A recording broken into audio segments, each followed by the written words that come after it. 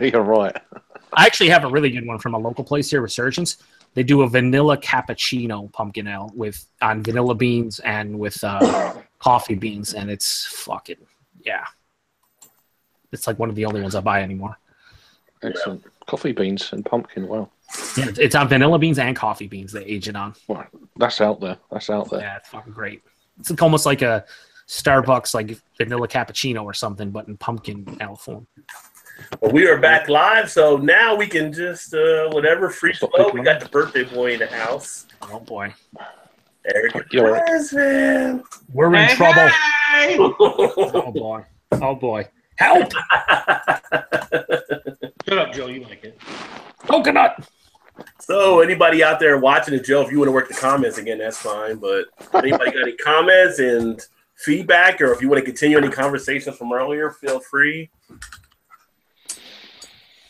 Now, everyone who watched the previous video will know Eric from Beer Reviews, Craig from Kent Beer Reviews, and you'll be unfamiliar with Eric, although the other Eric with a C, from Eric Alliance fan. He has an awesome, it's a beer tubing centric channel, but he talks about all kinds of Detroit sports.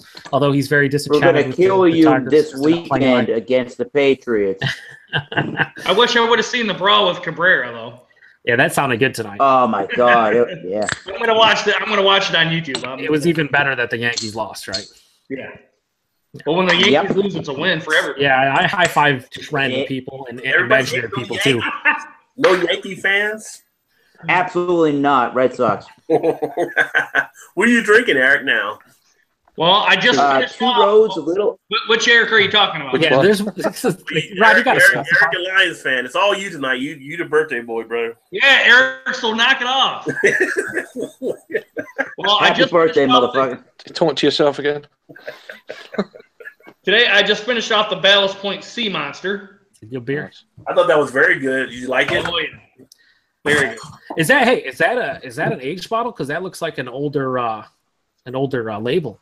I can't find a bottle on her. It's usually on the label of all things crazily, like on the right side of it. See if you can see it. I maybe they didn't, but goodness, I need glasses. Dang, hold it up to the screen so if it zooms in. It says like SV2875 something 49. I can't make out what it is. Maybe it's probably a relatively fresh bottle. Actually, I think that is their newer label. I don't know if you guys can see that with my shitty camera here. Now, hang on a second. Leave it up there. See if it zooms in on it. Stop talking. Nope. Hello. Hi. No. Yeah, that's kind of bullshit. I'm Eric. Well, regardless. Red Sox back it up a little bit. Oop, not that far. Yeah, still that shit there. Yeah. No, it's not zooming in. Well, that's cool. Regardless. Did you review it? Yeah, I did a birthday beer special on my channel. I liked it a lot. I would get it again. I paid under $10 for this, so I can't go wrong with that. Yep, that's great. Well, I know you won't like it, but that coconut Victory C, I enjoyed it. I'm not going to review that one. Yeah, I know you're not going to do that one. Well, I would, and I would say, I would put in there, Rod, make your wife watch this. No. Yeah, for you out there that don't know, Eric had a video where he did a coconut beer, but he didn't know coconut was in the beer, even though it was kind of the script out there. And he's just going through like every 10 seconds. I really do not like coconut. My wife is cracking up laughing at him like, this guy does not like coconut. Why does he keep saying he doesn't like coconut? And I'm like, I don't know. It's a coconut beer. I don't know why he keeps saying he doesn't like coconut. I don't know why. I don't know. I refuse to believe that anyone dislikes coconut. They just it's a classic video. Classic Eric Alliance. So yeah, Eric, a Red Sox fan. He's drinking Two Roads, Little Heaven Session IPA, Crushable India Pale Ale. You said he's drinking. Are you talking third person now? The Rock says, know your role and drink your beer.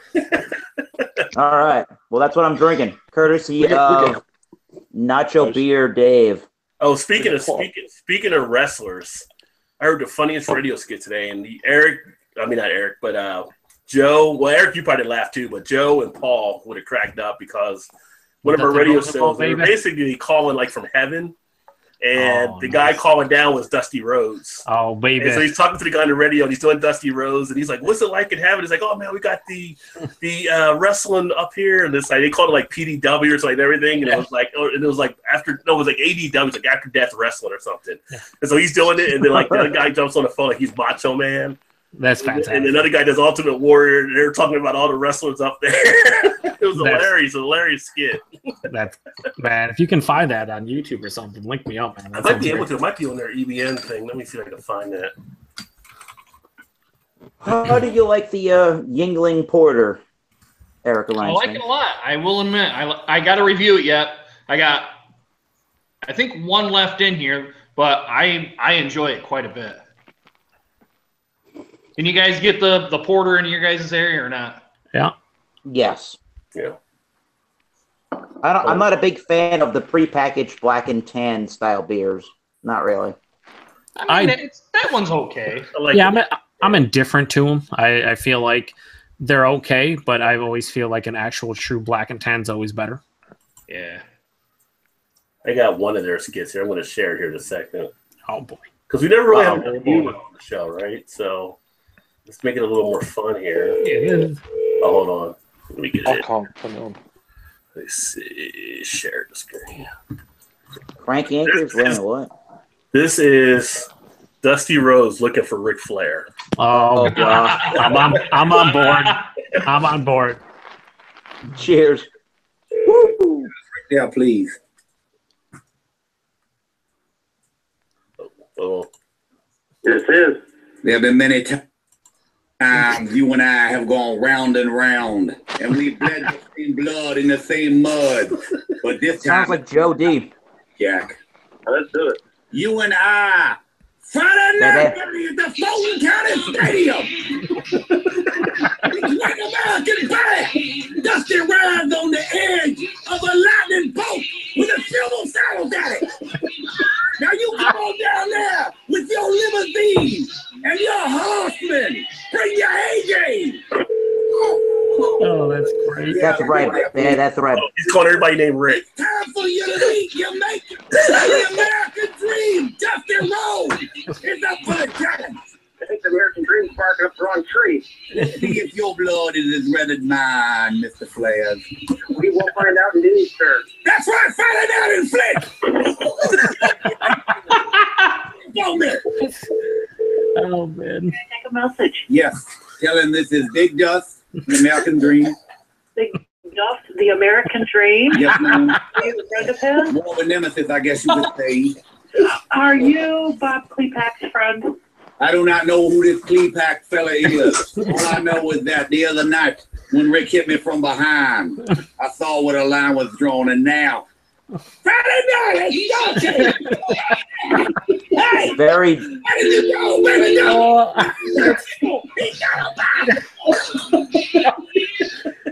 Oh, that's fucking fantastic. That's pretty classic. So yeah, they always do like Ric Flair. They do Dusty Rhodes, Ultimate Warrior.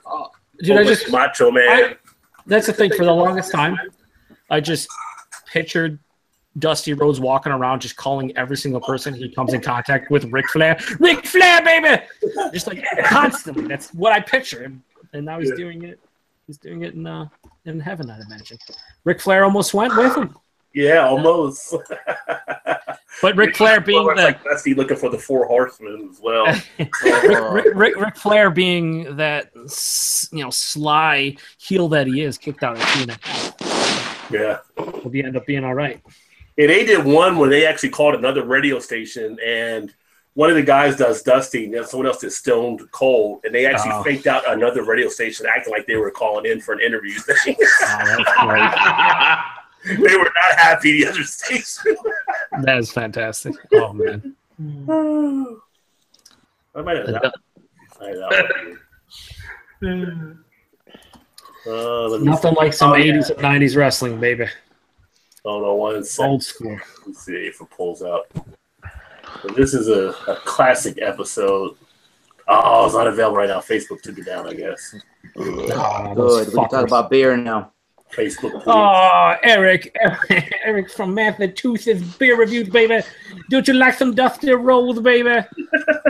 My favorite wrestler is Stone Cold Steve Austin, though. I like him a lot. And that's the bottom line. Woo! Some man. Woo! I like he's like Stone Cold. He's just fucking busting the flare. I love it. Better.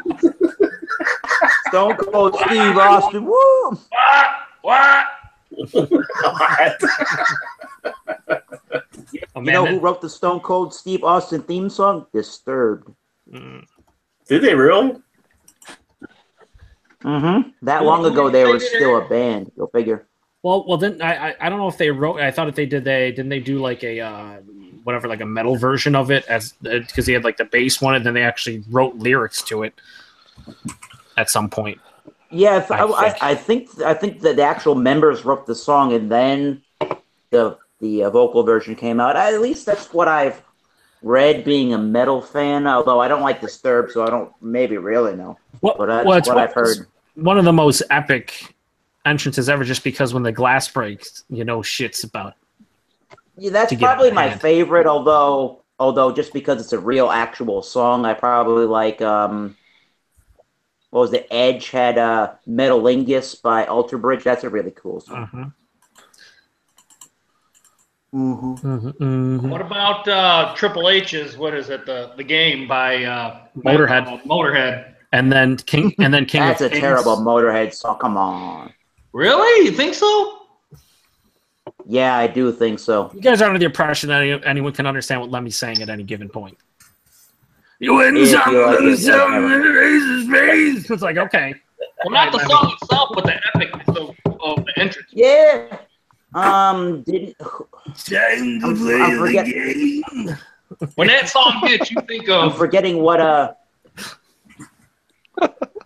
did Hulk Hogan have for a theme song in the 80s? It was some Jimi song, right? Jimi Hendrix. Yes, no, it was that's right. No, he had it in the 90s. He had Hendrix in the 90s and early Voodoo 2000s. Child. Voodoo Chili, isn't it? Voodoo Child, Slight Return.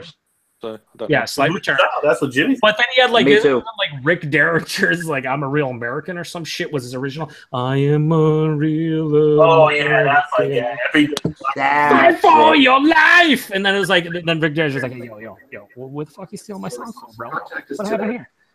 You're not a real American, Hulk Hogan. Well, yeah. So the American Dream, Dusty Rhodes, of course, for Ric Flair. Rod must have found it. Yeah, this is a different one. So the American Dream, Dusty Rhodes. Hey, one more time. He was calling around looking for Ric Flair. We found out that Meat does the greatest impression of Dusty Rhodes. And if you're my age or Meat's age, he's 70. You'll know who the American Dream Dusty Rhodes is, right? And Wildfire Tommy Rich. Meat's old. How does he even know who Dusty Rhodes is? Meat's Dusty himself. I was there for the Greco-Roman wrestling. So he called around, those calls who played, and then now he was looking for Ric Flair. Now he's pissed off the entire stable called the Four Horsemen. So what did he do? He called around to all these horse stables looking for Ric Flair, Tully Blanchard, Tully Blanchard, Arn Anderson, Ole Anderson, J.J. Dillon. He called around looking for all of them. He's pissed. Wow. He's pissed. Stables. Yeah, I'm looking for a horseman. A horseman? A horseman goes by the name of Rick. Not here. Are you a horseman? That could be. What can I do for you? Friday night, you can see me in ball games. Moondog, Rex, and the Monkey Brothers. Oh my God, it's so good. Ric Flair. Don't know. Can I leave a message? I can. All right, write this down. Tell them it's Big Dust. Okay. The American Dream. Okay. Tell them to meet me Friday night, Starcade. Meet you at the Starcade. Yeah, Starcade, Friday night. I don't know what you're wasting your time for. Is this Baby Doll?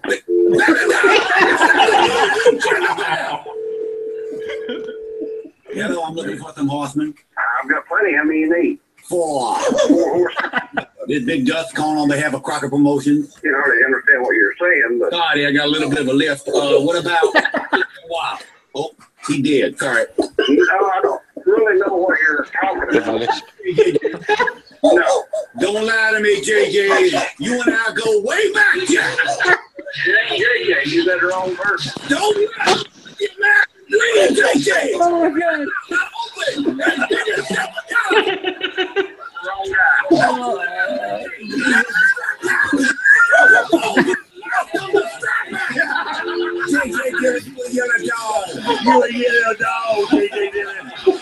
Oh, holy shit! He said he had a little bit of a lisp.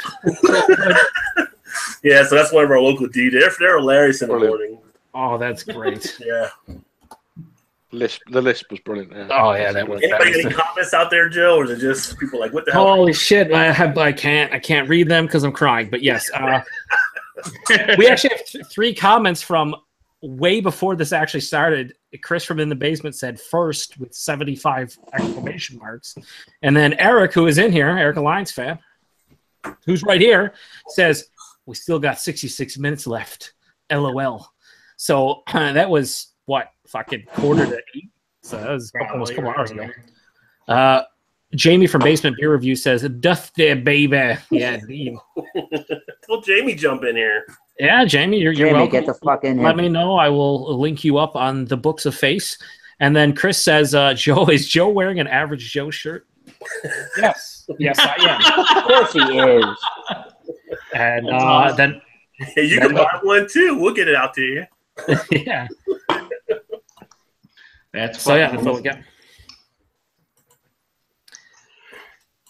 I'm gonna actually, I think, go grab. Wake up, birthday boy. Beer. Yeah, Eric, come on, get your shit together, Eric. Are you working? I woke up at fucking 5 o'clock, boys. All right, give me a break. You're working on your birthday? Yeah. You're working on your birthday?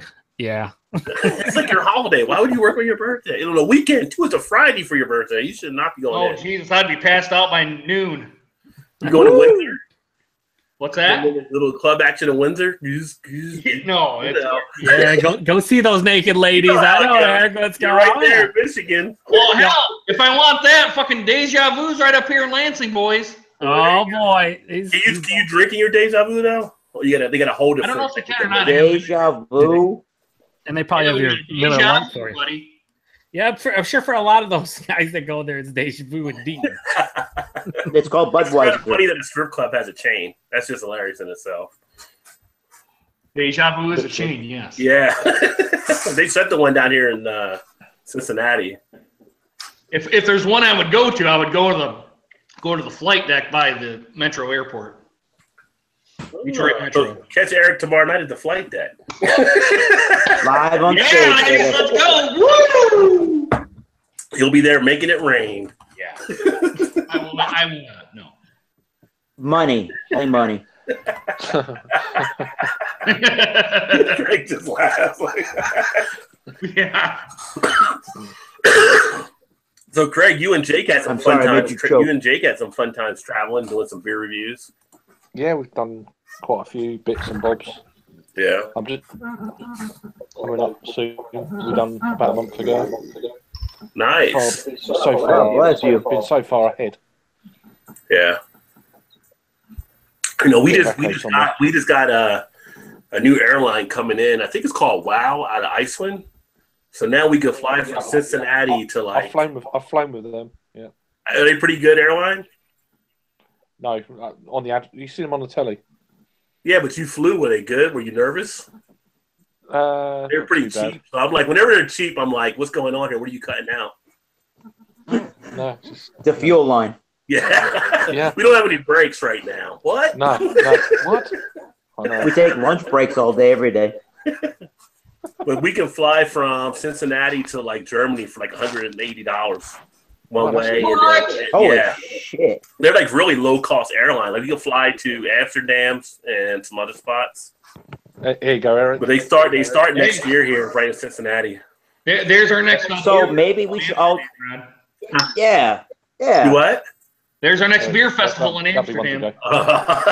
Yeah, for you two single guys. We got to go to a coffee shop. I was sitting there at the window, like, I wonder what they're doing. Honey, I need to go to Amsterdam, honey.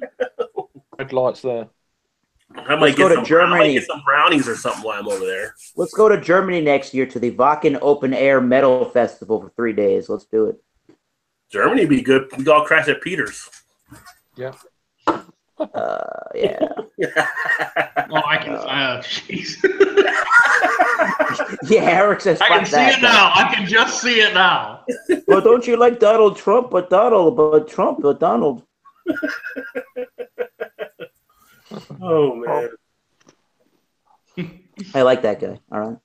Two Roads. We get quite a lot of them cans, not the tall boy. Really? Cans. They're from Connecticut. Yeah, the state of Connecticut in the USA. We get quite a lot of them. I've never had any of them, but we get probably about half a dozen or so different cans. If you get this Little Heaven Session IPA, pick it up immediately. It's a very light. I think it's 4.3 or so % alcohol by volume.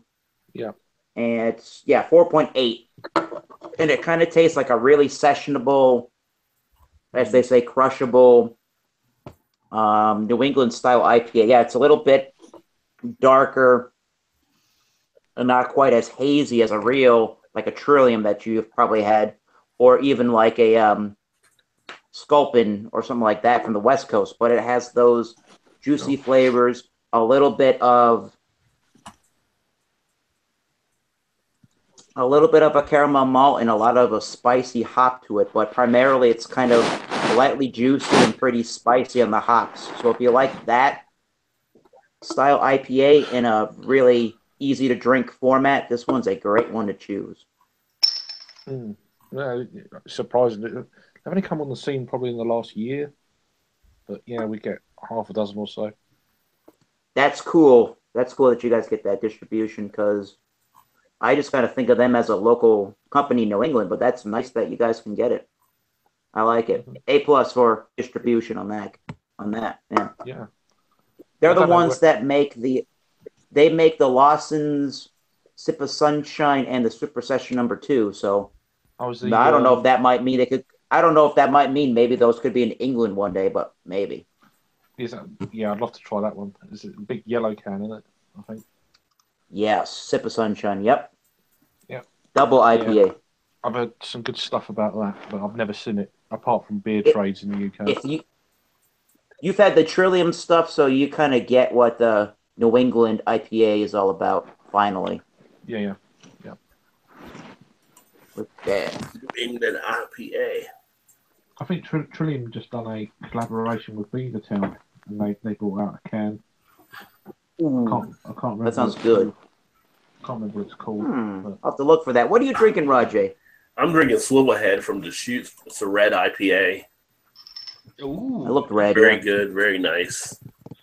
It's caramel based. I like red IPAs. Yeah, they're well, this is kind of like a chill wave, super light type thing. So for Great Lakes, kind of. Okay. Not as powerful, but it's got like that malt base to it, which is nice to take it out. A little bit of the hops, but you still get a good bitterness.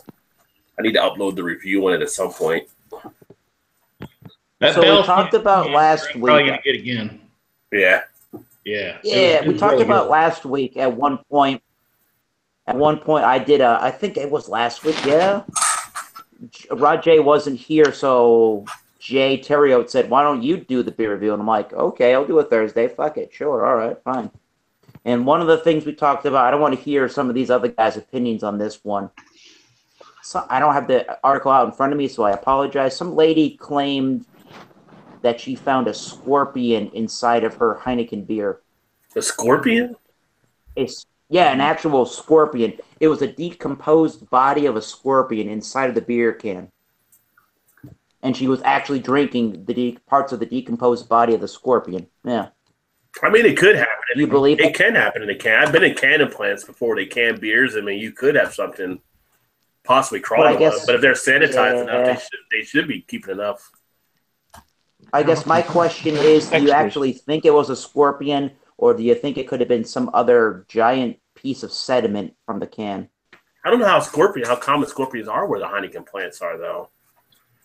I know. Well, you don't know if she may have dumped it in there either. So that's what I think. That's what Heineken thinks is what she did.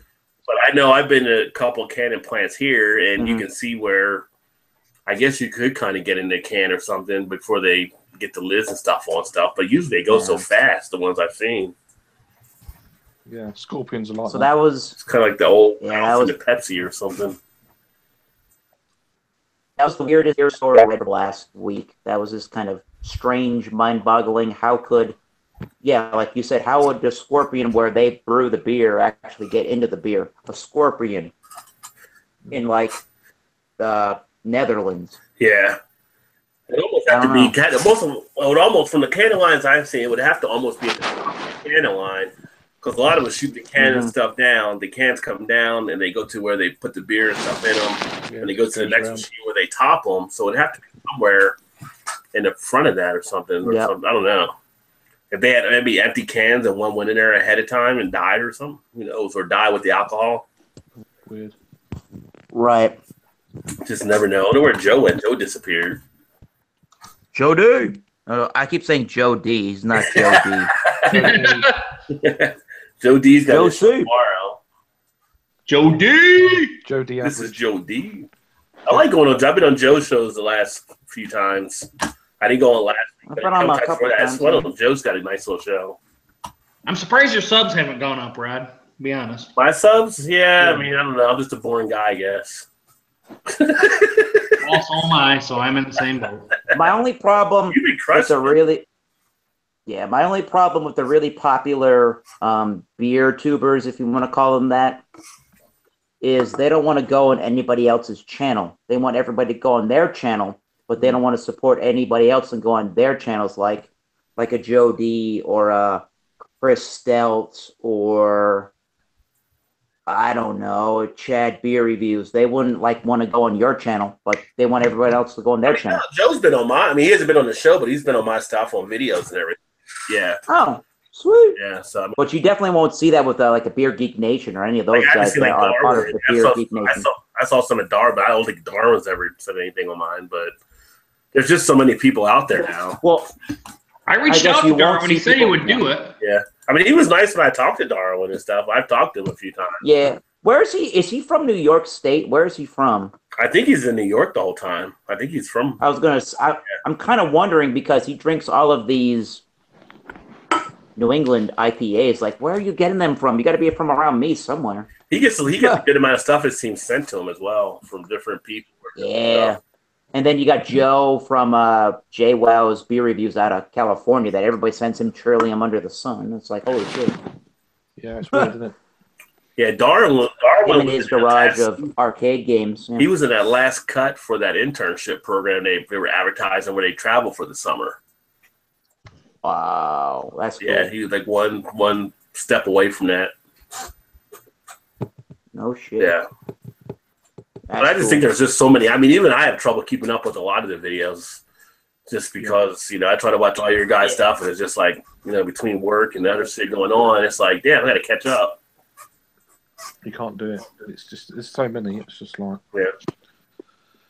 It's hard to keep up with it. Yeah, it is. It's hard work. It's not personal. It's just.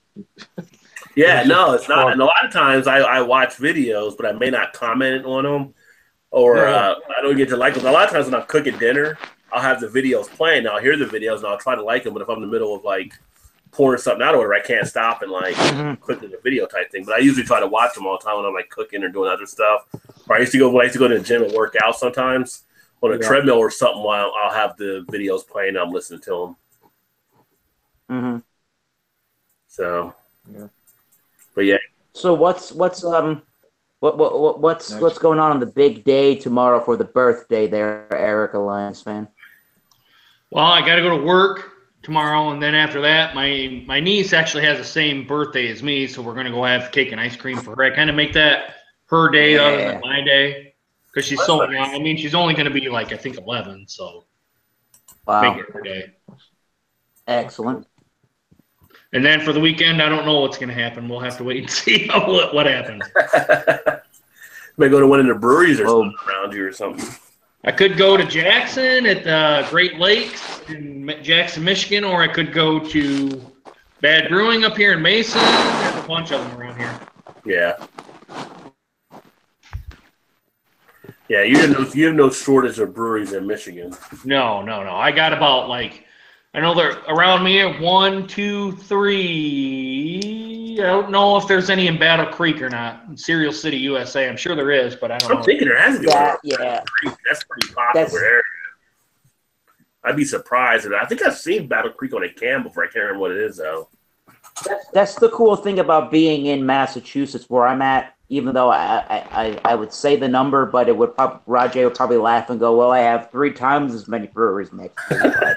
Eric will probably. But it's like within a 30-mile radius, I have like 5 breweries near me, and it seems like every month or every couple of months, a new one just keeps opening. It's crazy in New England, the amount of breweries that are just opening, trying to ride the train of success, either on IPAs or just the craft beer train as far as it's going to go. And I think for, as far as southeastern New England is concerned, my parents have this place here in Massachusetts, and they have another house and a boat on the coast of Rhode Island. And last weekend we went to a couple of different breweries in the Narragansett Bay, the South Coast region of Rhode Island, and they have Rhode Island's got some really great breweries that I hope get a lot of distribution out to you guys, because Rhode Island's brewing some really good sleeper beers. We went to a place called Sons of Liberty, and Sons of Liberty makes a lot of whiskeys and bourbons, barrel-aged beers, gins, vodkas. And a lot of their bourbons and their whiskeys, they do either they'll make them into beers, they'll age beers inside of those barrels, or they might even take a sherry barrel and do a barrel aged sherry triple, which is fantastic, smooth as hell, and it's like 11%, and you think you're drinking. It's 11, and you think you're drinking 4%. Yeah, it's so fucking dangerous. It's delicious. My kind of beer. And they even like the wine barrel. And they even pretty good.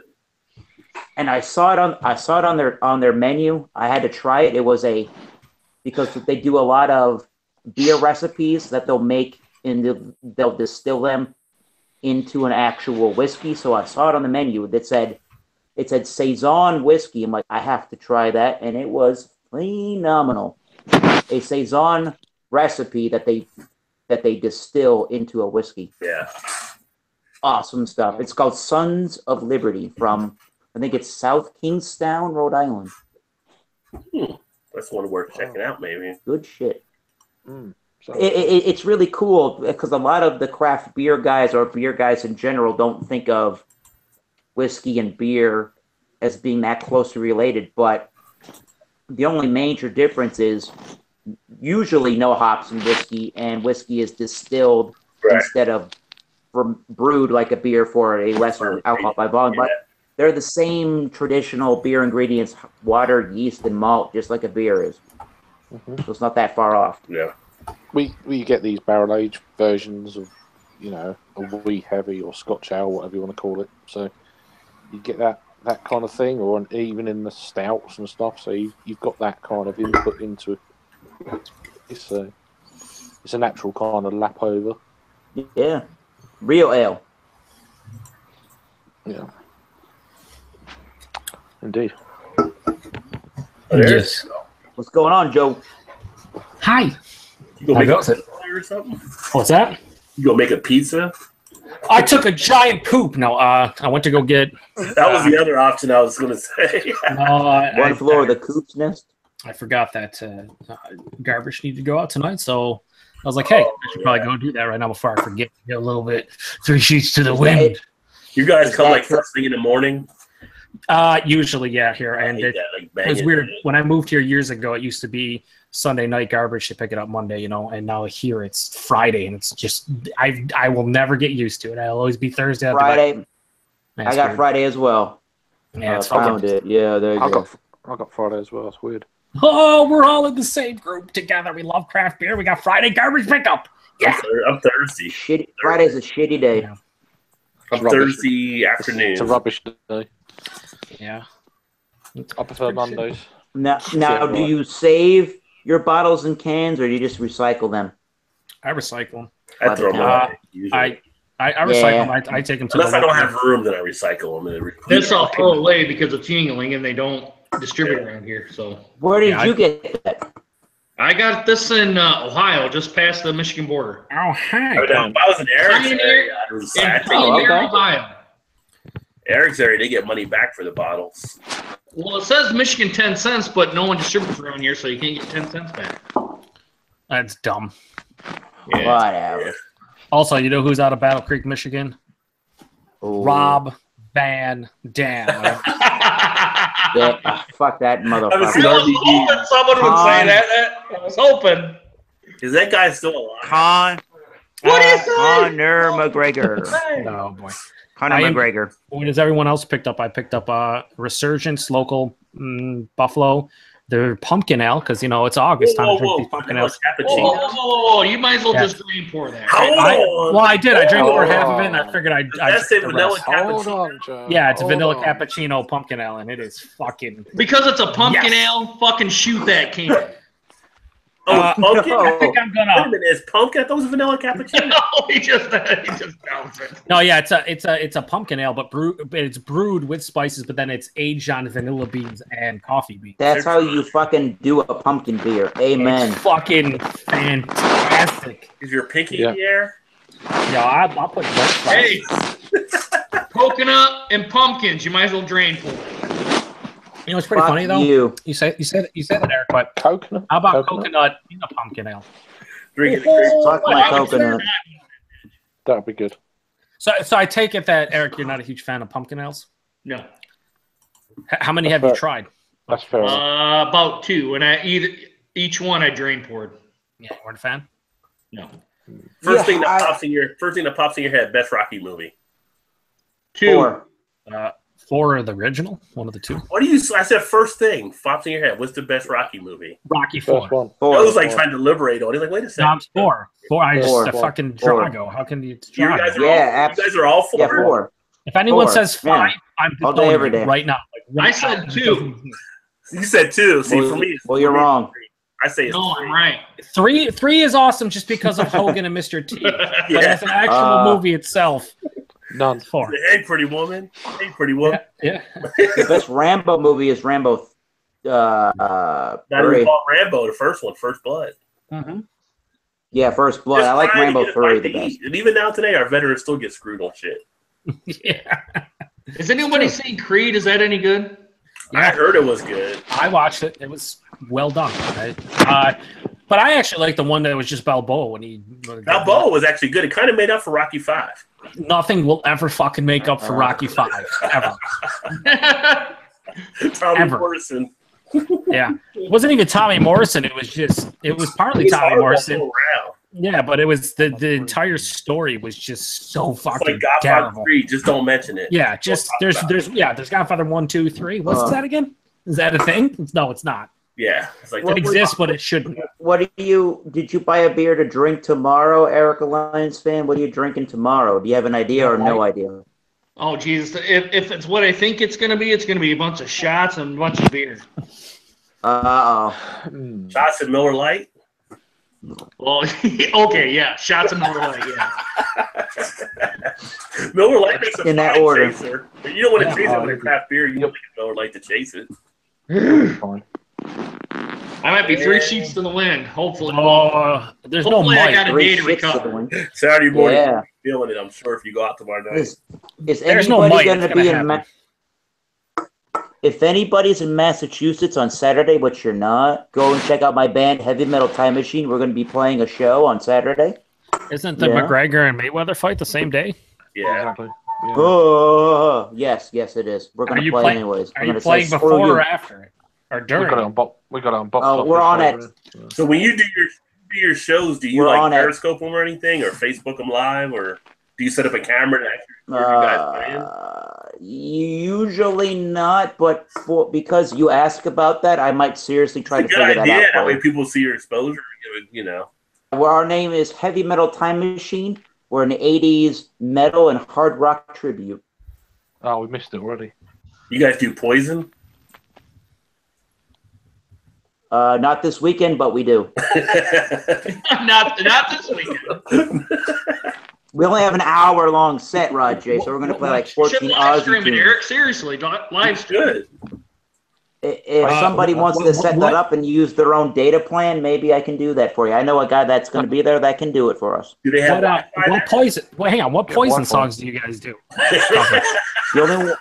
The only well, we do two of them. The only one that we seriously can play is the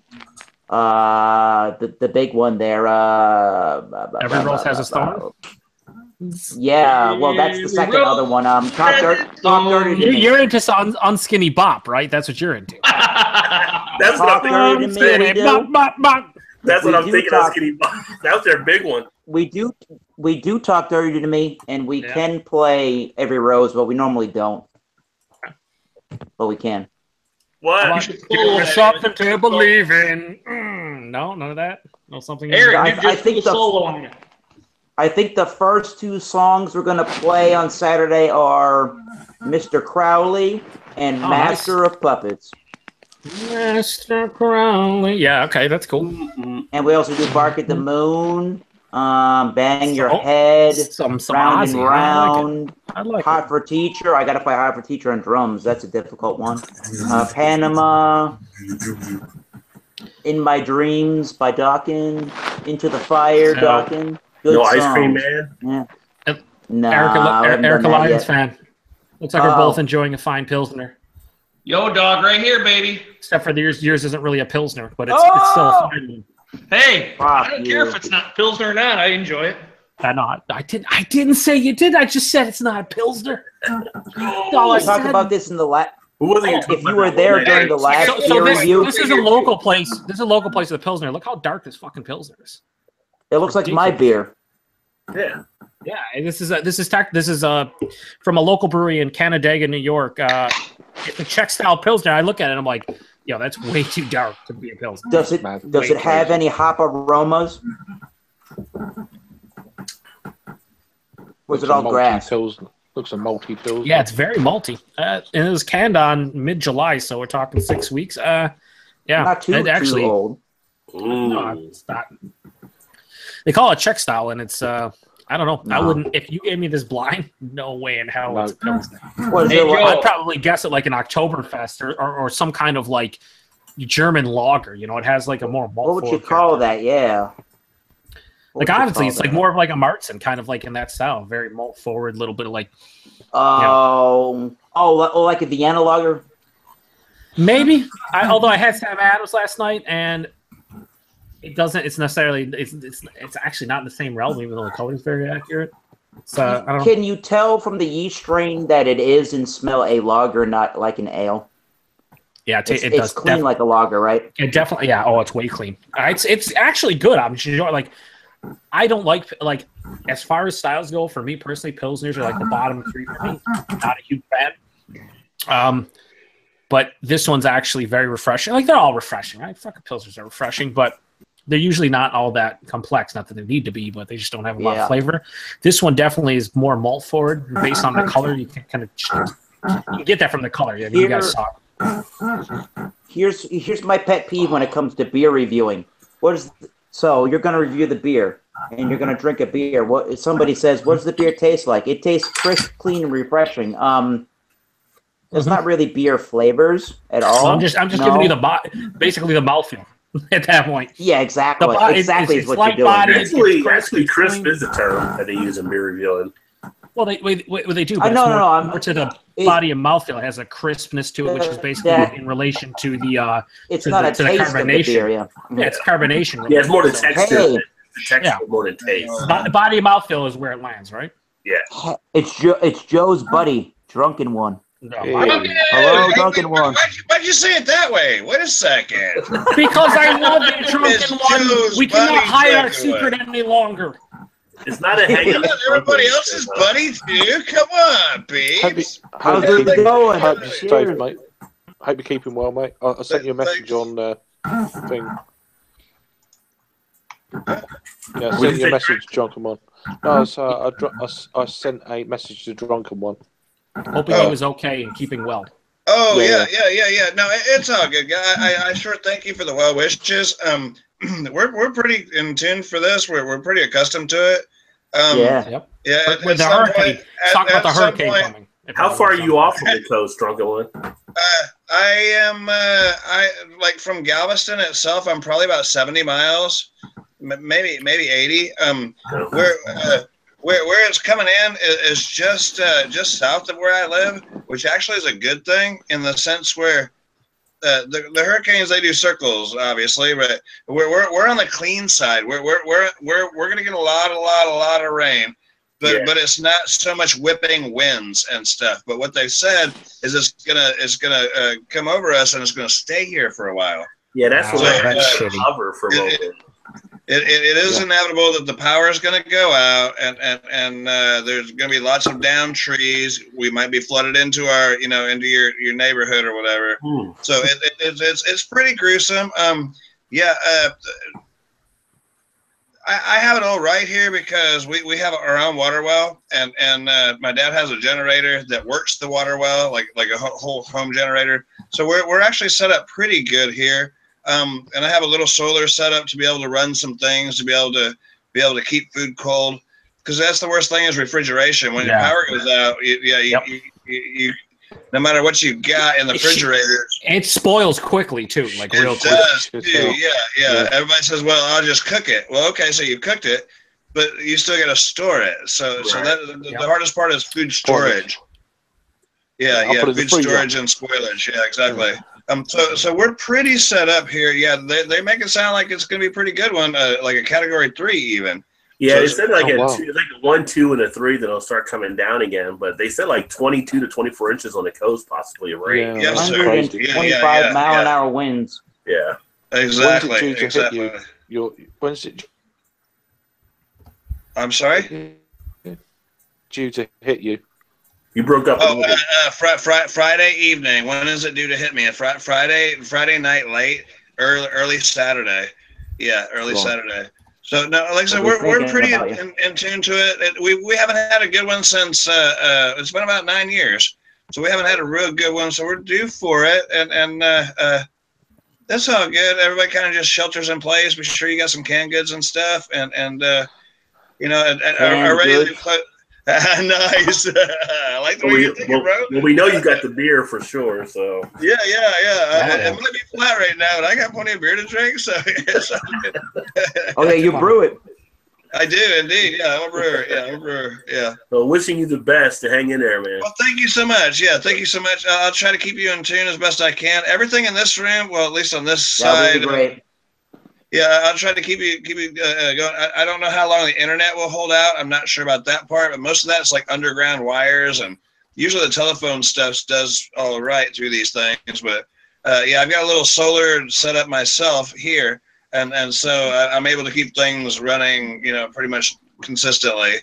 Yeah, pretty much everything in this room is all run off of DC batteries, off of golf cart batteries and solar panels. Where there's a will, there's a way when it comes to drunken one. And exactly, yeah. Well, they say where there's a will, there's an in-law. I'm sure you will never miss a hangout. Oh, thank you. I think you'll still be there. I know we're way past our. I'll try like hell. Our rants and raves. I got another hangout on the other screen right there. See what I tell you, man. This man is a machine. Yes, sir. But to go back to this Pilsner for a second, this is what I guess dislike about a lot of like American craft breweries. It says right on the side. Now this is right. They have a little spiel here, a paragraph. It says a crisp and refreshing Czech style Pilsner. All right, I'm on board. Yeah, crisp and refreshing. Hang on, I'm on board. Yeah, I'm on board. Hang on, I'm on board. Our take on the style is fuller bodied, with a slightly higher IBUs than you get in a traditional American Pilsner. Number one, no such thing as fucking American Pilsner. Fuller's body, did you say? There's German style Pilsners, there's Czech Pilsners. There's no fucking American Pilsners. There's no Canadian Pilsners. There's two styles that are officially recognized. Number two, fuck your IBUs and trying to make it more hop forward for a Pilsner. That's like Eric loving hoppy wheat ales. They're American pale wheat ales, and they're fantastic. Isn't Molson a Canadian Pilsner? Come on now. Yeah, no, it totally is. And Labatt is the finest Canadian Pilsner. They're the only one that likes the American Pilsner. Yeah, and fucking Miller Lite is, the greatest American Pilsner that doesn't exist. Ever! Oh! There's nothing wrong with Miller Lite aside from the fact that, again, the whole branding thing. Oh, it's a fine American Pilsner. No, it's not. It's like American adjunct lager. It's a light American adjunct lager. That's what it is. A good one at that. With the don't lie. No, it's not. No, it's not. Oh, I could taste it. I could taste the American hops. It's triple hop. They put 3 whole hops into it. This man once said that Busch beer was great. Come on now. It's my birthday, damn it. So let me ask you an honest question, Eric Lions fan. Let me ask you an honest question. Go for right it. In the heart. It's going to hit you right in the heart. Why do you enjoy Miller Lite over Bud Light and Coors Light? What is it about it that you enjoy from that beer to the other two? I like the Miller Lite bite. To me, that kind of, it has its own signature kind of flavor or what. There's something about it that I like. It's kind of like that right at the end. It has this little thing, I guess, of what I can call it, but I call it a bite. It has a. Do you think it's a hop? Like a lot of people say hop bite, which is just like, a hop character. Or do you think something else? That could be that very because it is triple hop. Now, for me, when it comes to Miller Lite, and I actually did on my beer review channel, Massachusetts beer or Thomas Metal 75, the Masters beer review channel. Not the cheapest plug. Yeah, not the cheapest plug. Yeah, I know. I did Bud Light and Coors Light blind taste challenge. And it was really blind, and I didn't know exactly what it was. But I knew Miller Lite because I've had that the most out of any of those beers, and I find that compared, and it even looked that way. I find that compared to the Bud Light and the Coors Light, it held its head a little bit better. It had a better taste in carbonation. It had more of a bready, white bread, malty, biscuity kind of a component to it than either the Bud Light or the Coors Light. So for me, the maltiness of a Coors Light by far out exceeds Bud Light and Coors Light for me. I mean, don't get me wrong, I'll drink a Coors Light all day long too. But Bud Light to me is just kind of just so bland. It's not my wheelhouse. Mm-hmm. Right. Gotcha. Right. That's just me though. Now everyone says yes because they all want to. Everyone wants to believe they know what they're drinking, but how many here could honestly have a blind taste test of Coors, Bud, and Miller Lite and say without a shadow of a doubt and with 100% certainty you could pick out the beer? It'd be tough, right? The only one I knew in my taste challenge was the Miller Lite, and part of it was a little bit of a bias, and that was in looking at the beers and the color. The only one that actually retained a head throughout the entire process was Miller Lite. So I knew that had to be Miller Lite. And between Bud Light and Coors Light, you cannot tell the goddamn difference. I swear. It's very akin, and this is out in left field, but about 6 months ago, there was a birthday party at my aunt's house, and there's a bunch of us there. And we decided to actually talk to my cousin. I was like, I want to do something. I want to do because it could involve kids and stuff. I want to do a blind taste testing of colas. So we got Coca-Cola, Pepsi, RC Cola, and then like the generic knockoff, like whatever. Our grocery store here, we have Tops and Wegmans. So I got Tops Cola. And we did a blind taste test. There was about a half dozen of us. And the only one out of all of them that stuck out was Coca-Cola. It has a distinct flavor to it. By far. Not in comparison. But everyone got Pepsi, RC Cola, and the generic fucking grocery store cola wrong. It was it was like a blended world. And that's kind of what it reminds me of when you're talking about like light adjunct lagers. You can take the aforementioned 3 and then you can throw in Labatt Blue Light. You can throw in a bunch of other light beers. And I think anybody, I don't care if you have a go-to, like Eric has a go-to of Miller Lite or someone that loves Bud Light. I think if you did it in blind taste testing form, you'd be hard-pressed to correctly identify the beer you drink on a daily basis, but also correctly identify the rest of them. It's like a slight, like 1 or 2% difference between all of them, which I guess comes to the point of, is it just better with going with price point as opposed to what your go-to is? Or do you still go with your go-to regardless of price? Do you think that you could do that same experiment when it comes to single West Coast IPAs? I think you probably could do that as well. Like if you chose, in some regards, or even a lot of New England style IPAs that are made by some of the better breweries. Yeah, and I think especially with what you're talking about with those American style light lagers and even adjunct lagers, I think It's a little bit harder with the single IPAs, pale ales, or even the doubles from the West Coast, but I think it almost does still come down to a price point. Now, if you try to compare, I don't know, Sierra Nevada Torpedo, Sculpin, and I don't know, Lagunitas IPA, you might be able to find some subtle nuances, but I really think it really depends on what your palate is ultimately going to gravitate towards. There's just, I think, subtle enough nuances where you're going to be able to tell that one's different from the other, but you're not going to know why maybe you like one or the other. It's just going to be kind of I think it's going to be a coin toss which one you would buy over the other. Yeah, I don't disagree whatsoever. I think it's a lot of styles. There's so many beers within certain styles that are very similar that it is tough. I think it's easy to just go to the light beers because they're so well known. We got some comments. Yeah. If you want me to read any, you should be able to share it, Drunk. Yeah, go ahead. You're fine. Okay. Well, we actually have only one comment outside of everyone that's here, and that is Tapping Out Show. He says you might be able to tell Coors over anything else, but the rest is a toss-up.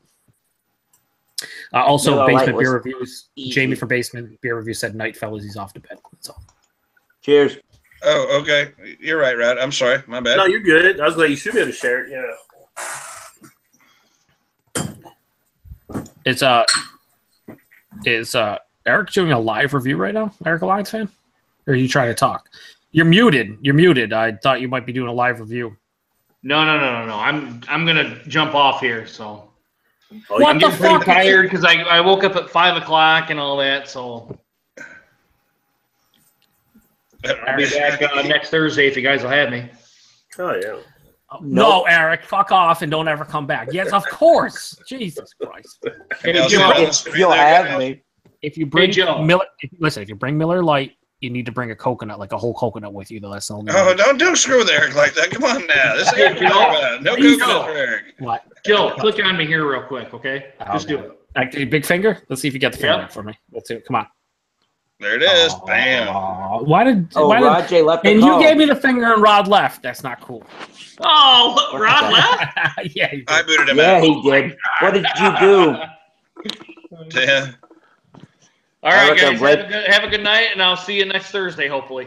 All right. See you later, Erica Patriots. Happy birthday, and hope you enjoy the weekend, man. Have a good one. See you later, Erica Patriots fan. No, it's Erica Lions fan. Okay. Erica Red Sox fan. See you later. Even though they're probably going to go 0-16, it's Lions fan. Not again. Let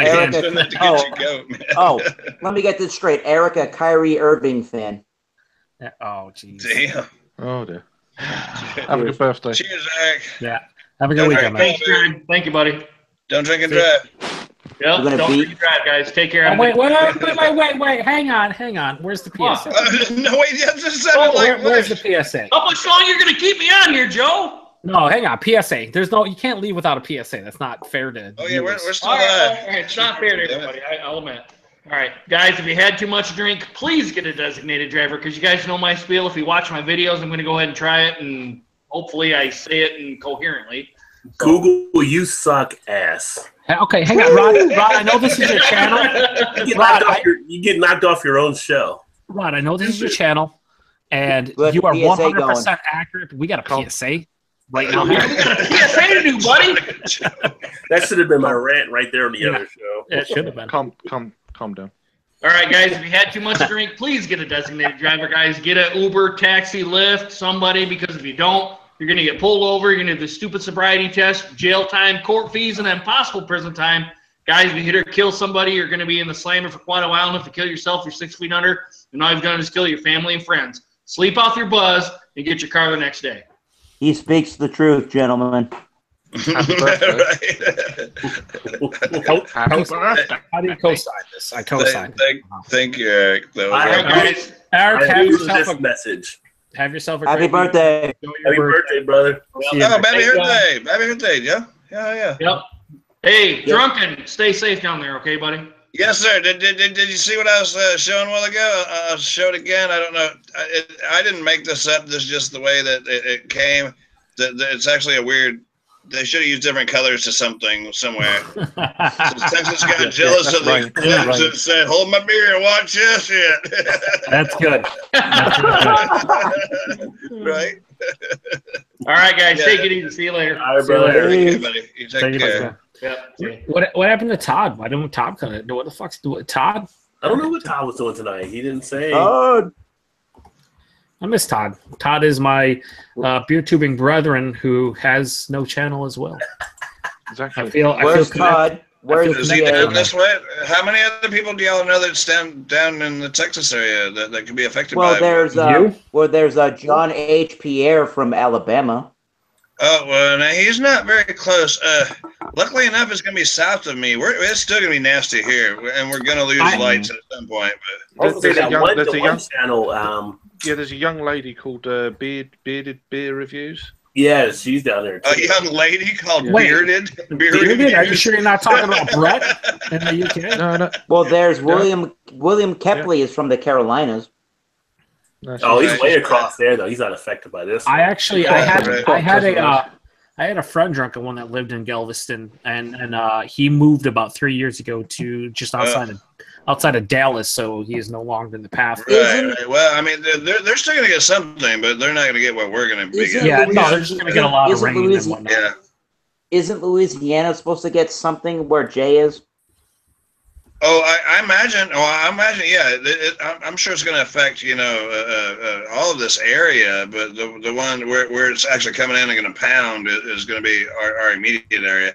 Oh, I'm sure there's going to be repercussions everywhere. But this one they said was like going to come in and just settle in. There's something about the highs or whatever, and it's going to like stay here.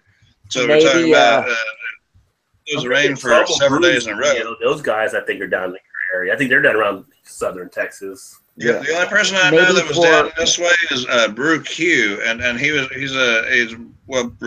brew tuber type. Anyway, I think he bought a bunch of his subs, to be honest. But anyway, he was all about himself, and I never really we didn't click together. We didn't click together so much. But yeah, maybe otherwise I don't know. Maybe the storms will knock down all the Robert E. Lee memorials. Uh-oh. Hey, you watch your language, young man. That's there is no fucking political talk in this chat. Listen. Let's do that alone. Yeah. Let's not go there. Listen, I'm a registered Republican, so I'm with you on that one. That's all good. I don't care. That's history. That's history. America's like holding up his loser. Ronald Reagan. They you would see a Hitler statue in Germany. They made them out of granite to last forever, and it's a damn shame that we're the same bitches that are tearing them down, I agree with you. So anyways, segue. We're gonna segue. The inventor of a Segway died on a Segway, right? I took enough of this. I'm gonna be fucking yoked in about 10 seconds. It's gonna be a problem. I'm drinking a magic hat right now. Yeah. Oh shit! No. This number 9 tastes like apricots. No, I'm drinking a limited run Mother. You watch the language, sir. But I got a 12-pack for like $6.99 of. That's a cheap Mother. Fuck! I hate you, Rod. I love you, but I hate you. That's a cheap Mother. Even for Magic Hat, that's a good deal. No. I'm drinking some crappy ass red wine. My wife didn't want it, so I said, "Honey, you can drink that?" She said, "No." Drunken one. I'm drinking some crappy ass red wine. Drunken one. Here's the thing. You're an awesome dude. I love when you jump in Hangouts. But if you could do me a favor and get the fuck out right now because you're drinking wine. How is it though? What kind is it? Is it red wine? It is a red wine. Yeah, it's very red, as a matter of fact. Yeah, very, very red. Nice. I like red good, wine. Sir. Yeah. It's hey, homebrewers brew wine too. I mean, you brew whatever the fuck you want. You can make your own. Yeah, you can make your own cider. You can make your own mead. You can make whatever the fuck you want. Whatever. I don't know what you spent for it. Here it is, right there. It says cheap wine. It says it right there on the bottle. Cheap wine. It says sweet red, but cheap wine can be replaced. Now, I have a question for you guys here. How many of you guys enjoy cider or mead? I do. I have cider now and again. I haven't had mead, but cider's like, eh. Mead is great. Mead is. Oh, Perry's are good. Yes, Perry's are very good as well. My father made mead a couple of years ago. It's really, really good. If you have a little bit of carbonation, it's great with cigars. Okay. What's the Perry? What's that mean? I don't understand. That's just a cider, but instead of apples, it's pears. Pears. Yeah. You're talking over each other. Do it again. I'm sorry. Pears. Pears? No, pears. Pears. Like fruit pears, yeah. Yeah. Okay, yeah, I get it. Yeah. It's a fruit wine. It's made from pears. Okay, Pear cider. Pear cider. Right. I get it. I understand now. I'm sorry. Yeah. They're good. Yeah. Matthew Perry. Guys, I found a video. I don't know what's happening. I found a call from heaven. Okay. Yeah. Before you Is play it Ronald Reagan? Let me read the 2 comments we have from one of the only guys watching that is not in this chat right now. We have Tapping Out Show, who comes back with, slowly sipping a bottle of mead. He enjoys mead, and he says his old boss runs Honey Pot Meadery, which I would ask Tapping Out Show, where is that exactly? I'm doing a Google search here. It looks like California. Honey Pot Meadery. Yeah, Honey Pot Meadery. So that's cool. Yeah. I'd like to do a mead. I see what you're saying there, Craig. I see it. It's expensive. Mead is expensive to brew. That's a damn shame of it all. It says beer flow. Beer flow. Doesn't say wine. Doesn't say mead. Doesn't say cider. It says beer flow. Oh my Lord! We're not talking about beer. Not about beer. But screw all that. I found the video now. I'm going to play it. Oh, the Wrestling Superstars Call from Heaven. Oh, hell. I'm on board because fucking Dusty Rhodes, Savage, and the Ultimate Warrior can't be beat. I'm just Call from Heaven. Huh? You have it muted, Rod. I can see the actual. Shut your mouth. Shut your mouth. I know what I'm doing. Right, I know what I'm doing. A dream. It's an honor to talk to you again, especially after yesterday's events. It's not moving, Rod. You yesterday, the American Dream. It's not supposed to. It's just a voice. Oh, my bad. I want to thank you did so much for me and my family. Yeah. All these years up and down the highway. Yeah, there was good times for Big Dust, but now we're moving on to the next level. I've been here working for a new organization. Really? What's the name of that organization? The BMW. What's that? Oh, Florida Wrestling. It's just a few weeks now. Listen to this line. I'll take nothing put together because you know, wow, I'm a showman first. I know you are. And also a businessman. Yes. Myself. Partner enough. Yeah. With the one they own it. My showman. Brandon Savage. Wow. Hey, can we talk to the Macho Man up there in heaven? Well, phone off. Ready? Wow. So they's on the phone. Hold on for a second. Okay, wow. To get up in heaven, the American Dream Dusty Rhodes is calling in. Who is it? Wow. It's his Macho Man Randy Savage. Macho Man Randy. What? From heaven. Yes. Yes. Yeah. Let the crowd still up here, get Chris. Yeah, me and the big man Dusty Rhodes. Yeah. Wow, up in heaven, calling in from the pearly gates. Listen. Hello, Macho Man. Yeah, it's a Macho Man, and of course, the American Dream Dusty Rhodes just entered the gates of heaven and joining your league. What's the new wrestling up there in heaven? It's called your post-mortem wrestling, the PMW. Yeah. Wow. So, now who's got the strap right now? I think it's the Ultimate Warrior. The Ultimate Warrior. Hold on 1 second. Oh, is he there too? Oh my God!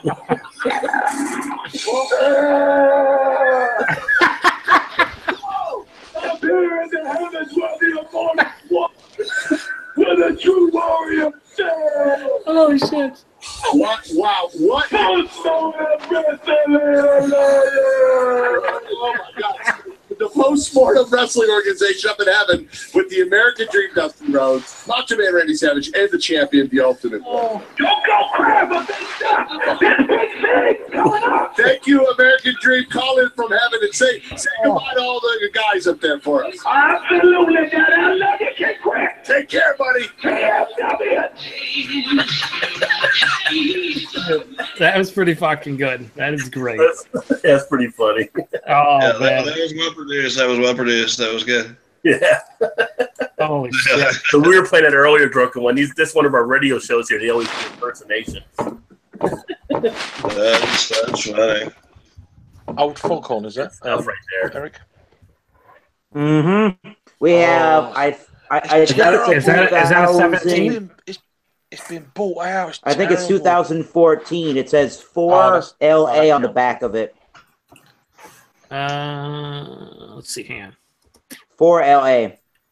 Why is it not zooming in? When 4 LA focus in Los Angeles. Yeah. 4 LA. Yep. I'd like to try that one. It's supposed to be quite nice. This is a 10% last beer of the night. Apparently, it's if we all know some craft beer history, it's the probably, if not the first commercial craft, or just the first commercial barley wine brewed in the United States in 1970. I think 4. Yeah, it says 1975 on it. Our barley wine style ale. It has it's ideal for sipping after dinner. Made with top fermenting yeast, fresh whole cone hops, and first wort. Our richest runnings of whatever. All right, I'll just smell it. This one. Ooh, that's a great beer.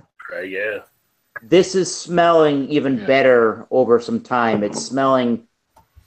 It has that, as Jay Terriot would say in some of these barley wines, it has that turned fruit kind of a scent to it. Big leathery tobacco notes. Yeah. Big sweet. Brown sugary, malty notes.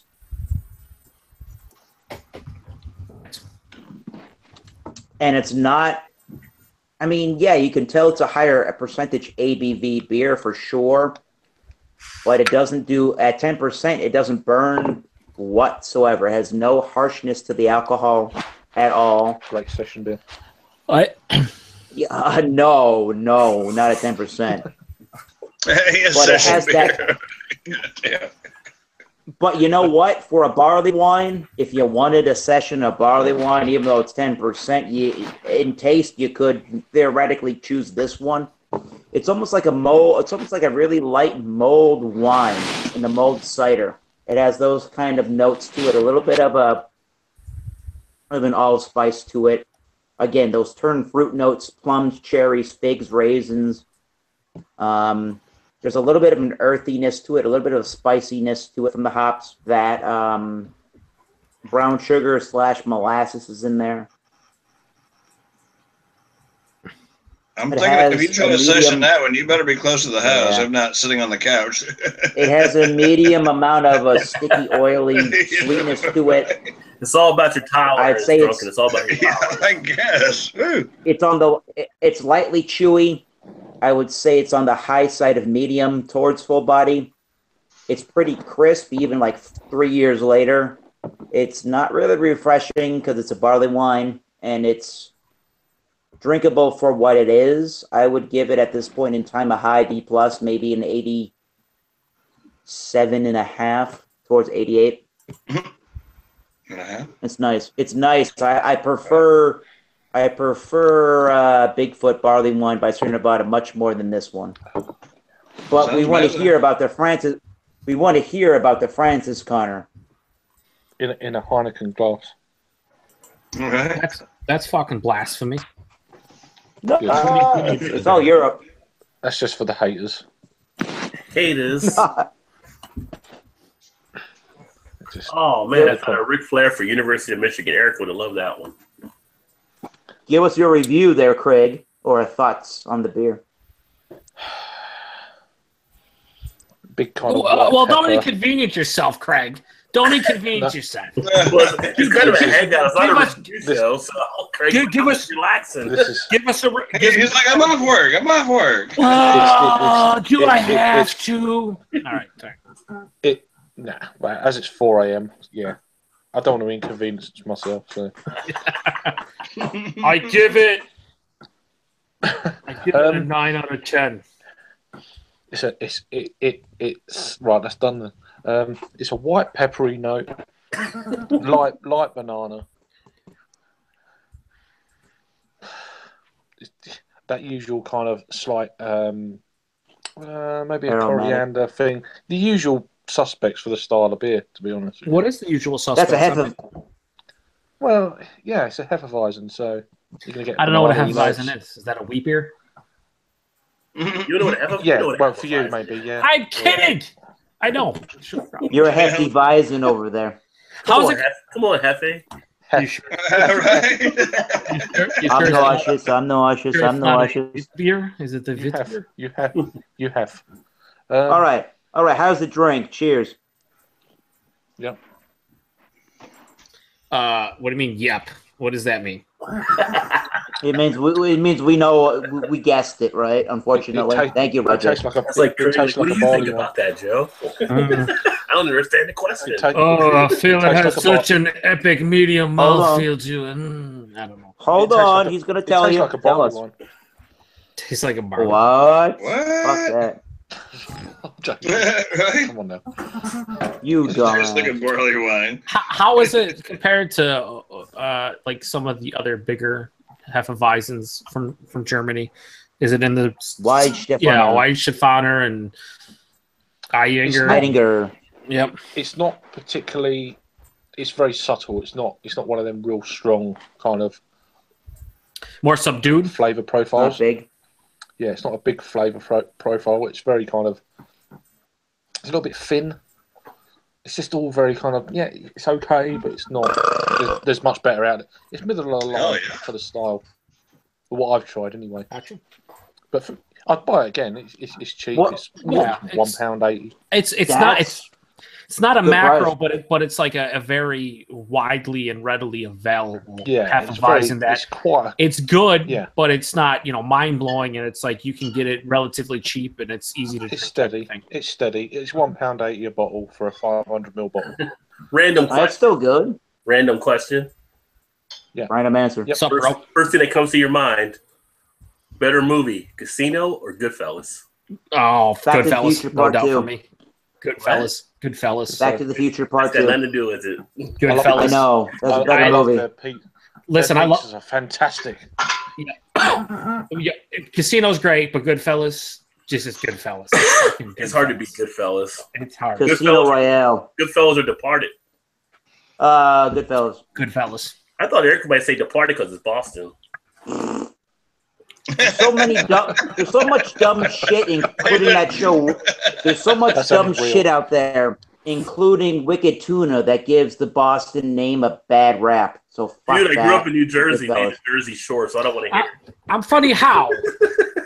I mean, am I funny like a clown, like Joe Pesci and fucking? Don't make you laugh. Am I amusing? Goddamn. Good for you, Spider. Good for you. Spider got killed after that. We have a couple more comments from Tapping Out Show. Appreciate him watching because, like I said, most people are either here or have already left for the night. He says the Honey Pot Meadery was out of Orange County. He said it's very expensive, which is basically when it comes to meads, they're very expensive. Yeah. But I mean, most meads are anywhere from like 12 to 18%. It is a honey wine, so you're talking percentage wise, it's up there. Right. Drunken One asks, he says, "I'd love to try it, but I'm just too cheap," which is very accurate. Just saying. Tapping Out Show continues with LOL. He says, "I'm drinking Rogue out of a Guinness glass. Don't feel too bad, Craig." He says, point pint glass that's clean at the moment," which I think he meant that's his only pint glass that's clean. I'm always of the opinion, I love glassware. Like I have probably like 40 different glasses. At the end of the day, drink a beer out of a glass and you're good to go, right? Like the rest of it is irrelevant. It's nice, certain ones look. I know. Okay, yeah, I know. I know, Rod. You want all your beer glasses to be frosted. No, I mean, I think for the most part, but there are some. No, I mean, some can enhance the aroma and whatnot, but like, if you do anything, make sure you pour it in the glass because you want to get your. Oh, you definitely. Well, what's the best? You know what? What's the best? Anything you ever want to use that always fits for any style, pretty much, is like the no-neck pint. Yeah. Back. What's the best glassware for Colt 45 or Mickey's or Paper some bag. kind of Paper bag, and also your gullet. Yeah, that's a paper bag, right? Paper bag, that's not mine. says the guy drinking a barley wine. And he continues to have an out show with he says Goodfellas, which is a proper show in my opinion. Definitely. And he says 16% current, which is, I think he's talking about the mead. Although I'm curious to ask him what Rogue beer he's drinking, because he just said he was drinking Rogue, but he didn't. I was just curious about that. Is it Dead Guy, probably? I actually want to try mead. I think I'm about going to the Renaissance Festival down here this year. We got a meadery up in Portland, Maine. I think it's called, I forget what it's called. I think it's called no, it's not the B meadery, but there's a meadery that actually makes a really, really great dry hop mead. It tastes like an IPA, but it has a really honey-like finish and sweetness to it, which is to me, it's a really great take on a single IPA where you have that honey-like sweetness and it doesn't have any of the grainy characteristics that you typically can get from a beer. So it's kind of a nice.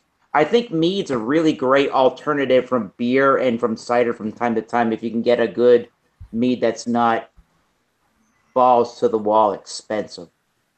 Yeah. Speaking of, though, him drinking out of a Guinness glass, I forgot to mention. So Highland Brewing, their head brewer just bolted for Guinness in Baltimore. So that's going to be interesting. Highland's out of North Carolina. And they make some good beers usually. Nice. Hey, Holly from Holly's Happy Hour got in to be the volunteer. That's pretty cool. What happened? Holly, I sent her a link a few weeks back to volunteer for a beer festival for out in San Diego. She got picked for, so she'll be pouring Saturday. Nice. She's pouring for Modern Times, which is awesome in itself. Oh, Modern Times. Yeah. Yeah, Modern Times does some good stuff. They're going to be part of the. They're going to be part of the Rainbow Project for 2017. The what project? The Gay Rainbow Project. It's seven breweries from America collaborating with 7 breweries from the UK. Oh, sweet. Are we supposed to get stuff from that on this side of the pond? I don't know. I could find out and message you to let you know. No, I'd appreciate that. I'd be curious. Yeah. I'm always down with some collabs across the world. I mean, as much as I've bagged on Sierra Nevada's whole beer camp across the world, it's an awesome concept. They just need to kind of dial in the freshness a little bit for the IPAs. You know what exactly is what I kind of didn't even think about saying, but you bring this up, the beer camp. I just finished, I don't know if anybody saw any of that beer camp stuff that I posted over the weekend, but yeah, I watched one of them. Kind of in general, and I appreciate that. Thank you immensely. I'm kind of in general really disappointed with that beer camp. And it had nothing to do with how fresh the beers tasted. I think a lot of them were just absolutely lackluster. So you think this year's was worse than last year's? This is the first time I've ever actually indulged in the beer camp. And to tell you the truth, me being a craft beer fan, the only year I've ever heard of it was this year. So I went, okay, I got to try it. I did not like that raspberry Sunday beer. I did not like. The worst one I had was the barley one. It was gross. See, I like the barley one. No, but I get it. See, What? The barley wine to me, I've never had Hog Heaven by itself from Avery. Obviously, I've had Hog Heaven. A beer like this one. Good. The Bigfoot I love. I just, to be completely honest, I thought the dry hopping was just kind of weird, and it almost tasted like a non-sugary version of a gin and tonic. I'm like, that's kind of weird. But here's the thing, Eric, and you got to keep this in mind. And this is where, again, for me, the entire pack itself, there were, I think, like 6 or 7 either IPAs or dry hop beers. Yeah. And when you're getting them 3 or 4 months old, I mean, it kind of just misses the mark. It's if someone says, here's a double dry hopped or dry hopped or whatever beer, you're drinking it 3 or 4 months old, you're not getting what they originally intended, at least in my opinion. And that's where I think it misses the mark. If you're going to put all these IPAs and these dry hop beers in it, get it out to the market within a month or so. I'm not. Listen, I am not, and I am not a freshness snob where like, oh, it's an IPA 2 months old, I'm not drinking it. But I feel like if a brewery's throwing out double dry hop, or saying we've double dry hopped this beer, or it's dry hopped, they want you to drink it relatively fresh. And when you get a beer that's fresh in your market, it's 7 or 8 weeks old already, that's, in my opinion, unacceptable. That shouldn't be how I'm going to be completely honest. The best beer that I had from that entire pack was that cayenne pepper lager from Surly. I'm going to be completely honest about that. That was really, really great. It was just different enough. It was just different enough, you know, flavor-wise, and I thought the lager part of the beer was done superbly, where it was interesting. And I even gave it to my mother, and she drank part of the beer, and she said, quote, "This is the most interesting beer I've ever drank in my life." And she knows me from drinking crazy beers, and she even said that. Most interesting beer she's ever had in her 62 years on this earth, which is, you know, it's got to say something, even if you're not a craft beer fan, to say that, too. But I thought it was well executed for what it was, I mean, like, that's the thing. It's one of those things where I feel like the pack itself was underwhelming, but there were certain ones I enjoyed. I really liked the Dunkelweizen they did, again, because I don't think fresh was. Yeah, that was probably one of my favorite. The Raspberry Sundae from the brewery, I was not a huge fan of, and I felt like they should have made a Porter Stout base. They just called it an ale and threw a bunch of flavoring. I feel like a Porter Stout base would have held up better. And I get what they tried to do. The IPAs were really good. Yeah, the IPAs were good. All the IPAs were really good. But like, I liked all the IPAs. But continue. Well, I was just saying the Treehouse beer that they did with it. It's like, if you've ever had an actual Treehouse IPA, while that beer was pretty good, like, it pales in comparison to what Treehouse pumps out. So it's like, I like the concept. I just wish they did it a bit better when it comes to getting it out to market, and maybe not being so obvious. It's like, oh, well, we all know Fuller's Vintage Ale is a classic, but why, if Sierra Nevada and Fuller's are getting together, why are they brewing a Vintage Ale? We've had the Vintage Ale. It's probably not going to be as good as the Vintage Ale is going to be. Same thing with Sierra Nevada and Avery. We a lot of us have had Hog Heaven, and we've had Sierra Nevada Bigfoot. Is it going to be better than either of those? Probably not. So it's like, you're already starting. You have to work your way towards these, and it's like you're already starting at the bottom. It's kind of stupid. I wasn't a big fan of the Atlantic style Vintage Ale with Fuller's and Sierra Nevada. I didn't quite get to the point where I was going to drain pour that beer, but unfortunately, I did drain pour that barley wine. It was, to me, the barley wine tasted like a gin and tonic without any of the sweet notes of a gin and tonic, and I'm just like, I don't know if that had to do with how they dry hopped it or just how the two beers themselves kind of came together. But again, I think the best one was probably that lager beer with the cayenne in it from Surly. You know what? That Dunkelweizen was really good. And then the IPAs there was nothing wrong with the IPAs. They could have probably tasted better, fresher. But probably for me, the lager with the cayenne, the Dunkelweizen, and then the IPAs tied for third were the best. Everything else was kind of like either they're just average to below average, so therefore, if I saw the beer camp package again at my beer store, which I've seen it before at other stores in my area, I would not pay $26.99 to get it all over again. No way would I do that. Ouch. No. Average, but well below Joe. That's what I reckon. I'm already below average. Exactly. Never. Further below me. No, it's. I would rate the whole thing below average. Yeah. Yeah, I would say at best it was just an average. Again, and you're paying somewhat of a premium. I'm not saying that paying $25 or $30 is some like incredible amount when you're talking about 12 beers from they did 12 different collabs. But if you're paying $2.5, $3 a bottle, it's like I just want to see a better effort. And every single year I've purchased the Beer Camp I guess mixed pack they did this year was across the world. 1 year was across the U.S. or whatever. I'm not. I just want to be. I just kind of. I don't want to be. I don't need to be blown away, but I just need to be impressed. If they do them if they do these beer camps across the world, they should be outside of America as well. That's my only little gripe this with year it. in 2017. This year in 2017, what they did was Sierra Nevada collaborated with 6 beer brands from the United States, and then 6 breweries from outside of the United States. So across the pond, and one of them was from this company called Garage Project in New Zealand, which did a s'mores porter from them. Yeah. Which that one was pretty good. That one was my favorite. Good.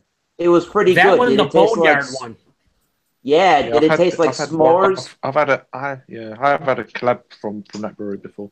Did that porter taste like s'mores? Did the beer taste like s'mores? No. Was it still a good porter? Yeah. That beer and the Boneyard double IPA, the West Coast style, was probably my two favorite. The Boneyard one. That was a good one. Mm-hmm. Yeah, it's. I don't know. I guess for me, part of it was the price, and I'm just like, I know. Here's the crazy part. I'm from Massachusetts. I've not ever been to Treehouse, which is 2.5 hours away from me to the west on the Massachusetts Turnpike. Will I ever go there? Maybe. Am I ever going to, in the near future, going to take a special trip there? No, because they have such weird fucking hours. And now that I have a job, it's kind of like, oh, I live 25 minutes from Trillium. Why the hell do I need to go to Treehouse? I know, wow, right? I mean, I've had beers from Treehouse, and personally speaking, I mean, everyone has different opinion, but I prefer Trillium on I guess quality by quality basis. But I still feel like if Treehouse is going to do some kind of collab with Sierra Nevada, I think you kind of want to. Yeah, it's don't get me wrong, it was a really good beer, but it wasn't anywhere in the realm of a New England style IPA. The problem with the whole beer camping this year is that's exactly the reasoning people pay $26.99 is because it says it's the first Treehouse beer that's able to be distributed throughout the continental United States. So of course you're going to buy it, right? Yep. That's about the only reasoning people. I mean, not the only reasoning, but that's a big reason why people bought that beer camp variety. Oh well. But the main issue I had, which you already mentioned about it, was all the bottles and the cans were put together in the month of April. The packaging itself for the 12-pack was put together in the month of May, and then the beer camp doesn't even come out until the month of June. Yeah, that's why. That's why I don't get it. It kind of frustrates me too, but what are you gonna do? What's going on, Roger? What's up? I'm just checking out some posts here. He's asleep. Oh, he's not asleep. No. It's your beer review. You can sleep with my show. I'm not Lance. What's going on, drunken one? I was looking at some other stuff here. It's the Green Man. Looking and listening. Drunken one, what's going on? I think he stepped away for a second. Probably getting a bottle of wine, knowing him. Probably preparing for the hurricane. Checking his jerky, make sure he has enough jerky on hand. Hey, have we ever talked about this beer topic? Jerky. Well, have we ever talked about this beer topic? What's quote unquote your favorite beer of all time? I think it's a tough topic to do. There's so many beers out there. I can just tell you my favorite style is Belgian Ales. I can tell you definitively, even though I love IPAs, my favorite beer of all time is I know, Craig, sue me. Young's Double Chocolate Stout from a can. From who? Young's and Wells Double Chocolate Stout from a nitrogen widget can. Yeah. No. Yeah, I just did a review. I know you said that on a review I had done, and it's like, it's better than. I think time's caught up with that. There's better stouts for me that are out there. But number 2 is Trillium Congress Street. All right, so there you go. Oh, there you go. Well, you're one of the 5% of the people that get Trillium. What's your number 1 beer, Rajay? If you had to pick a beer, what one gravitates towards your mind? I've never really thought about it. Well, it used to be Golden Drop 9000. I really like. Wow. That's a good Belgian ale. That's good Belgian ale, yeah. Yeah. I've had the original Golden Drop. I had the 9000 once, but I was definitely drunk when you already ceased to the win, huh? You're definitely fucking drunk. Yeah. Yeah. I mean, it's a beer you can sit there and you appreciate. You just sit there and enjoy it, you know? Yeah, no, I appreciate it, but it was a beer when I was in them days, so it's just like. But I've had some other ones since then. It's kind of like, But like the Belgian ales always won me over the most. I think Belgian ales are probably the best style. Joe, Average Joe, what's your favorite beer of all time? I don't even. Or favorite style, or one that sticks out in your brain as a really great beer. It's gonna be coconut, right?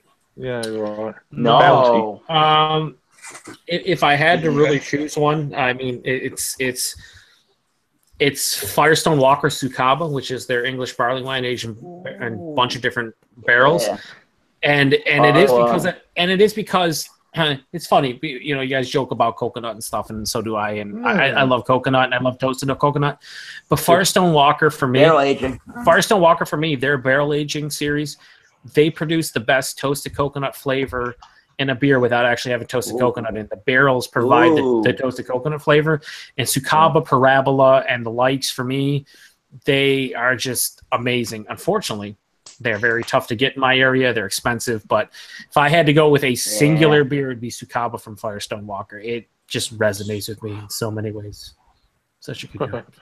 Yeah, stop there. Excellent. Stop there. Excellent. Do you have a response to that there, Craig? No. All right. I just, my favourite beer ever. Any beer just stick out to you, or any beer that sticks out to you as a really, really great beer you've had. Well, Congress Street Trillium. Woo. No.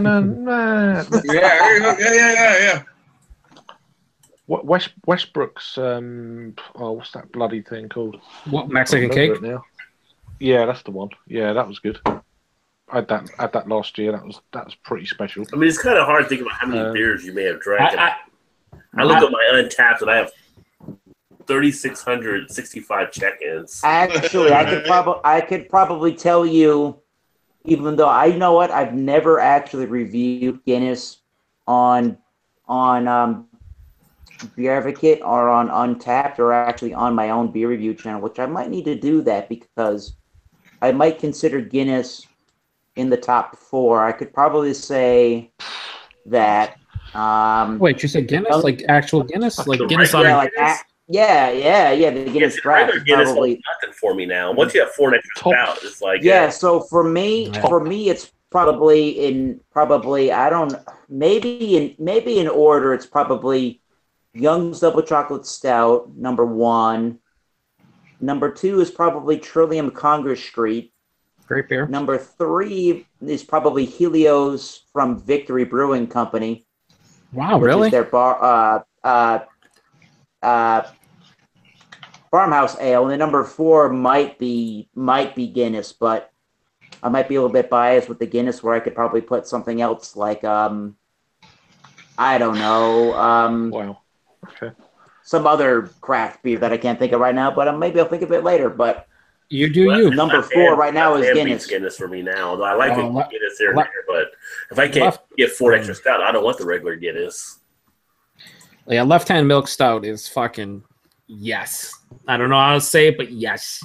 But I do have the West Indies Porter and Dublin Porter in the fridge. I haven't tried yet. Yeah, those are great. Wow. Mm-hmm. And what's the other one that Guinness had? It was the Antwerpen. That was actually pretty good. Was it? I'm always curious about that. The regular Guinness draft, it kind of like it's just time. It's one of those time things, like Newcastle. Yeah. Time has just caught up with it. Oh, no. It's not a brown ale, though. It's not a brown ale. Time has caught up with it. It's like it's been passed now. There's other brown ales that are better out there. Well, it's still a classic brown ale. It's just not. It's not a brown. It's not a brown ale. Newcastle. No, I mean, what is it? It's like. Yeah, it's like calling fucking Labatt Blue or Miller's Light or Fine Pilsner. It's kind I'm just going by what they call it, Newcastle. Yeah. No, I get what though Craig is saying though. It's like one of those things. That's what started a lot of the brown ale movement in craft beer over here, and now the brown ales over here are kind of past. Fine. You want to know what number 4 of all time? 2 cans of Heady Topper. All right, thank you. Oh wow, nice. Another beer I can't have.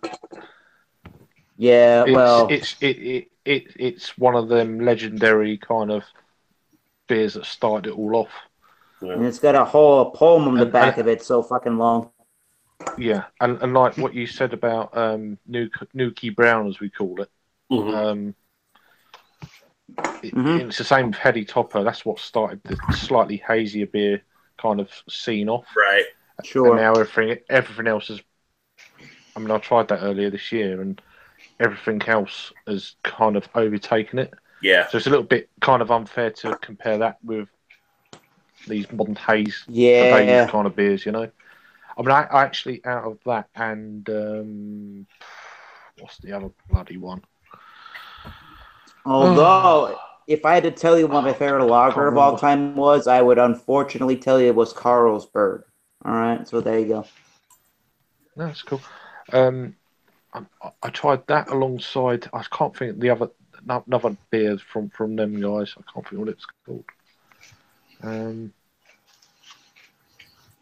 What's the other beers? Carlsberg does make a really strong barley one, but it's very expensive. No, Alchemist. Alchemist, yeah, Heady Topper. Heady Topper. Yeah, what's the other Alchemist one? is a brewing company for me, yeah. Yeah, there's another one of their regular beers they do. You must know. Wait, I'm back. He just buys Heady Topper. Wait, what? Sorry. I've not ever bought this in my life. Another beer that Alchemist does that's popular besides Heady Topper. Focal Banger Crusher. Come on, Joe, you must know. Yeah. Focal Banger? Focal Banger. Yeah, Focal Bangers. That's I thought was better. Yeah, that is my favorite. I've heard of that one too, yeah. It's funny, my buddy Ewart hangs out with Canadian guys, Strange Bruisings, Tech Murray. He just went to the Alchemist today, and he took a trip to Montreal, and he went there today, and he picked up some Crusher Double IPA and Beelzebub Imperial Stout. Yeah. But Alchemist makes some really good beer, and it's relatively easy to get when you're in the area too. It's not like you have to wait in line and do crazy stuff. It's easy to get. I'd love to try that. Yeah. Crusher would be one I'd love to try. But I've tried one of their. I tried their Luscious as well. Luscious is so fucking good. Oh, for regular just Imperial Stout, it's just phenomenal. That's done. For me personally, I don't see where this beer, this Heady Topper, still can remain on Beer Advocate as the top 5, the 5th best beer in the world. I just don't see it. I've had one. There's the other can in my life, and that's it. But, there are other breweries that make this style of beer now that either are just on the same playing level as Heady Topper, or they're far exceed Heady Topper, where it's not the only source of this style of beer that you can go to anymore. Although I think that Heady Topper, what it does really well, and what it has done really well, when it started out, it was the only beer that kind of did what it did. So I get why it was such a mind-blowing experience. But nowadays, it's either plain old mind-blowing, or, it's not better than anything else that New England is doing anymore. It's the way I look at Heady Topper is, and I think I talked about Pliny the Elder the same way. It's unfair to compare that beer to a lot of the beers over the last 2 or 3 years. Yeah. Heady Topper is like that recipe is like 12, 13 years old. Pliny the Elder is like 15, 16, 17 years old. Compare a beer that was first brewed in early 2000s to beer that maybe for the first time was brewed in 2014 or something. It's unfair to those beers. Heady Topper is the OG New England style IPA. It still holds up, I feel, to a lot of beers nowadays, but many have surpassed it. Yeah.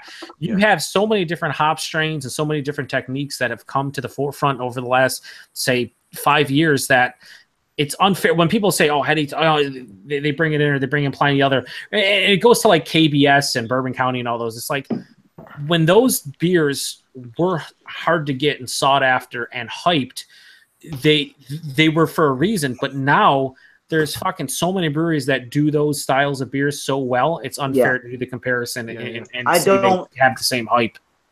I don't think that It's got a nice. I don't think that the Kentucky Breakfast Stout is anymore really hard to find.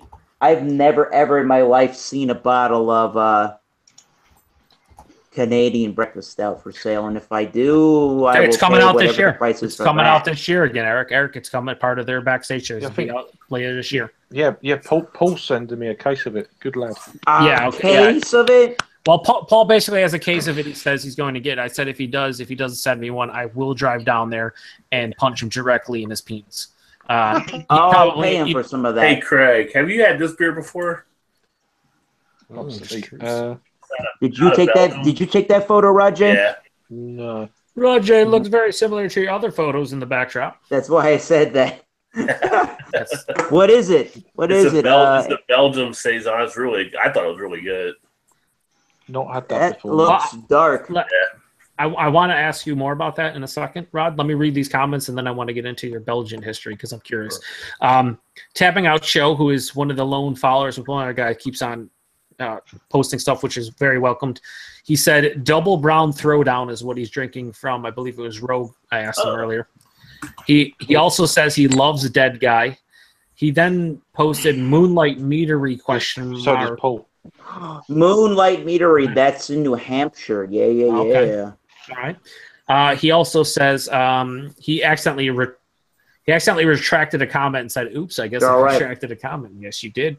He says, talking about stouts, how do you feel about Dark Lord meets the hype? Now, Dark Lord is I believe a stout from Three Floyds Brewing Company.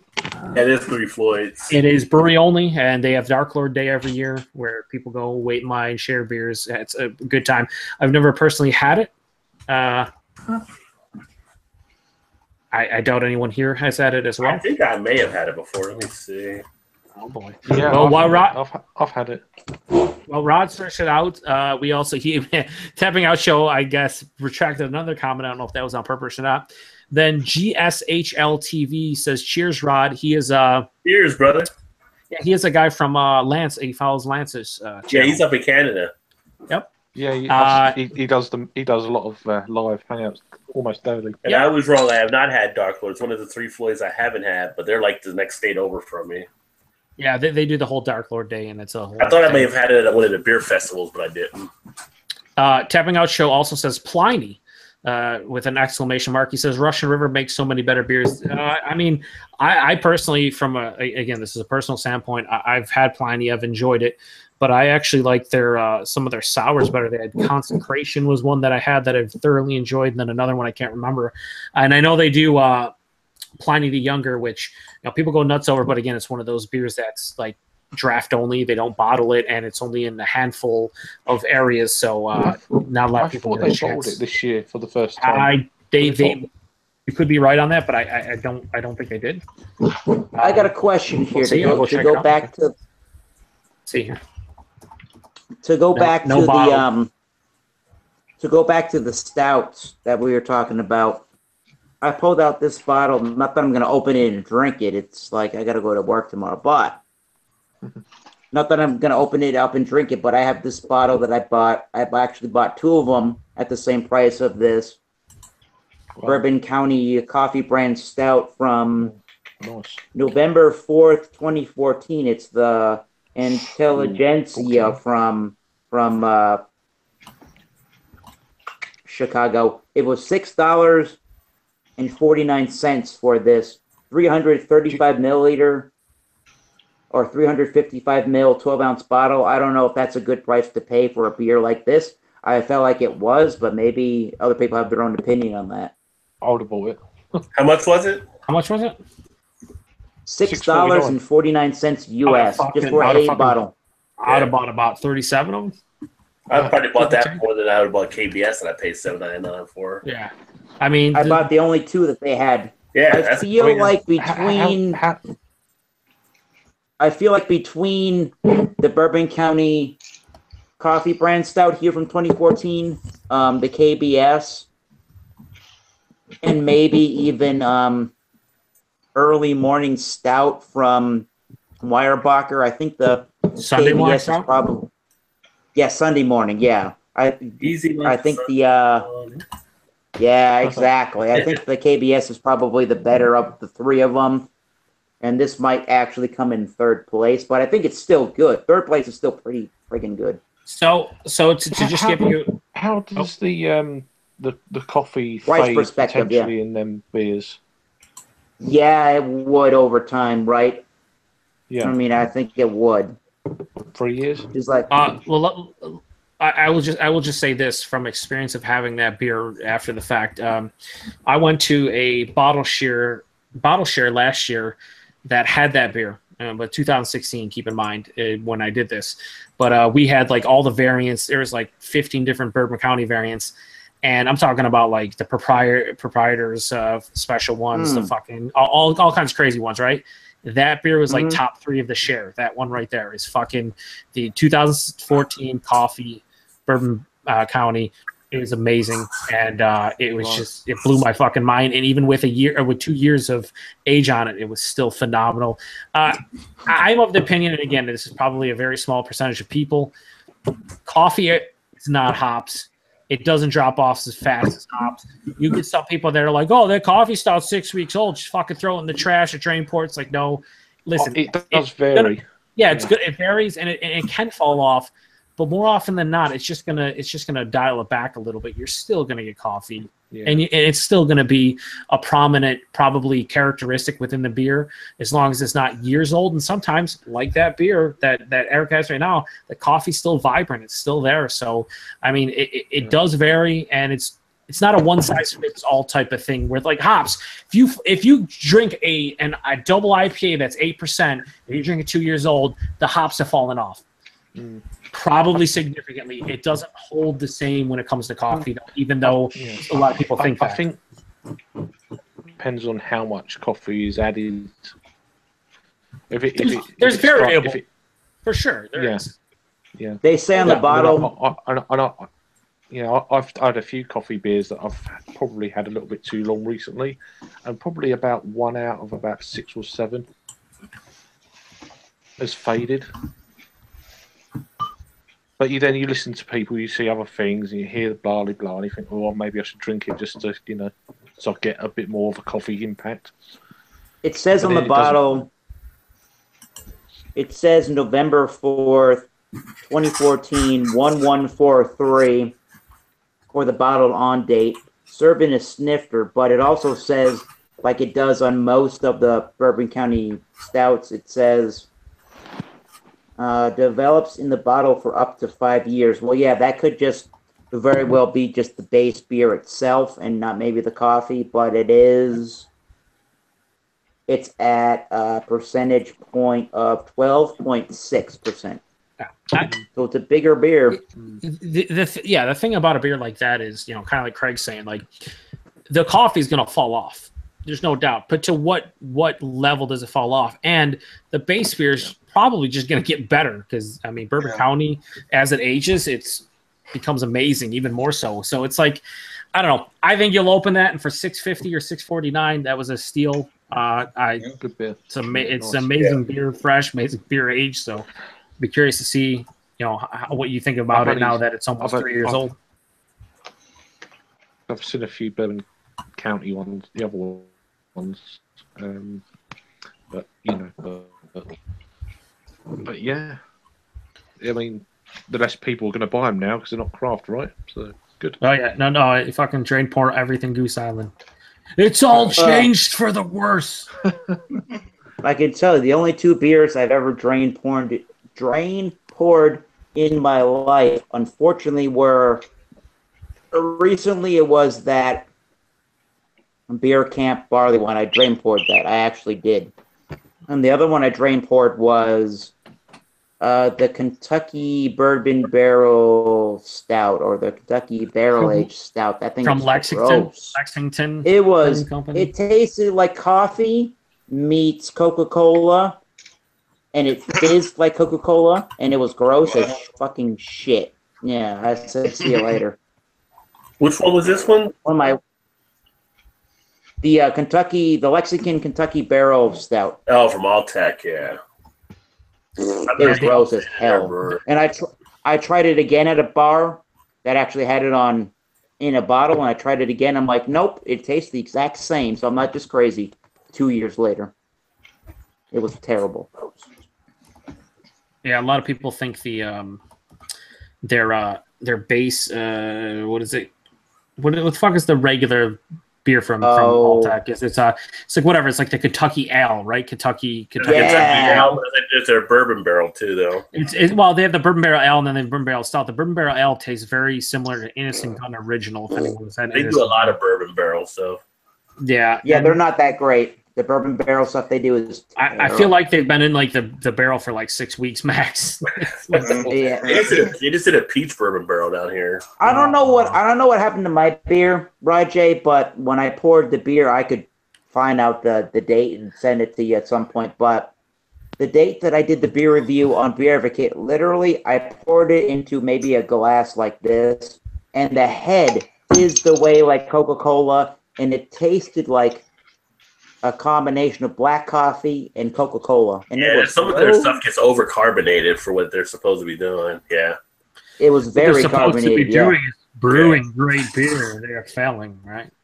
Drink this.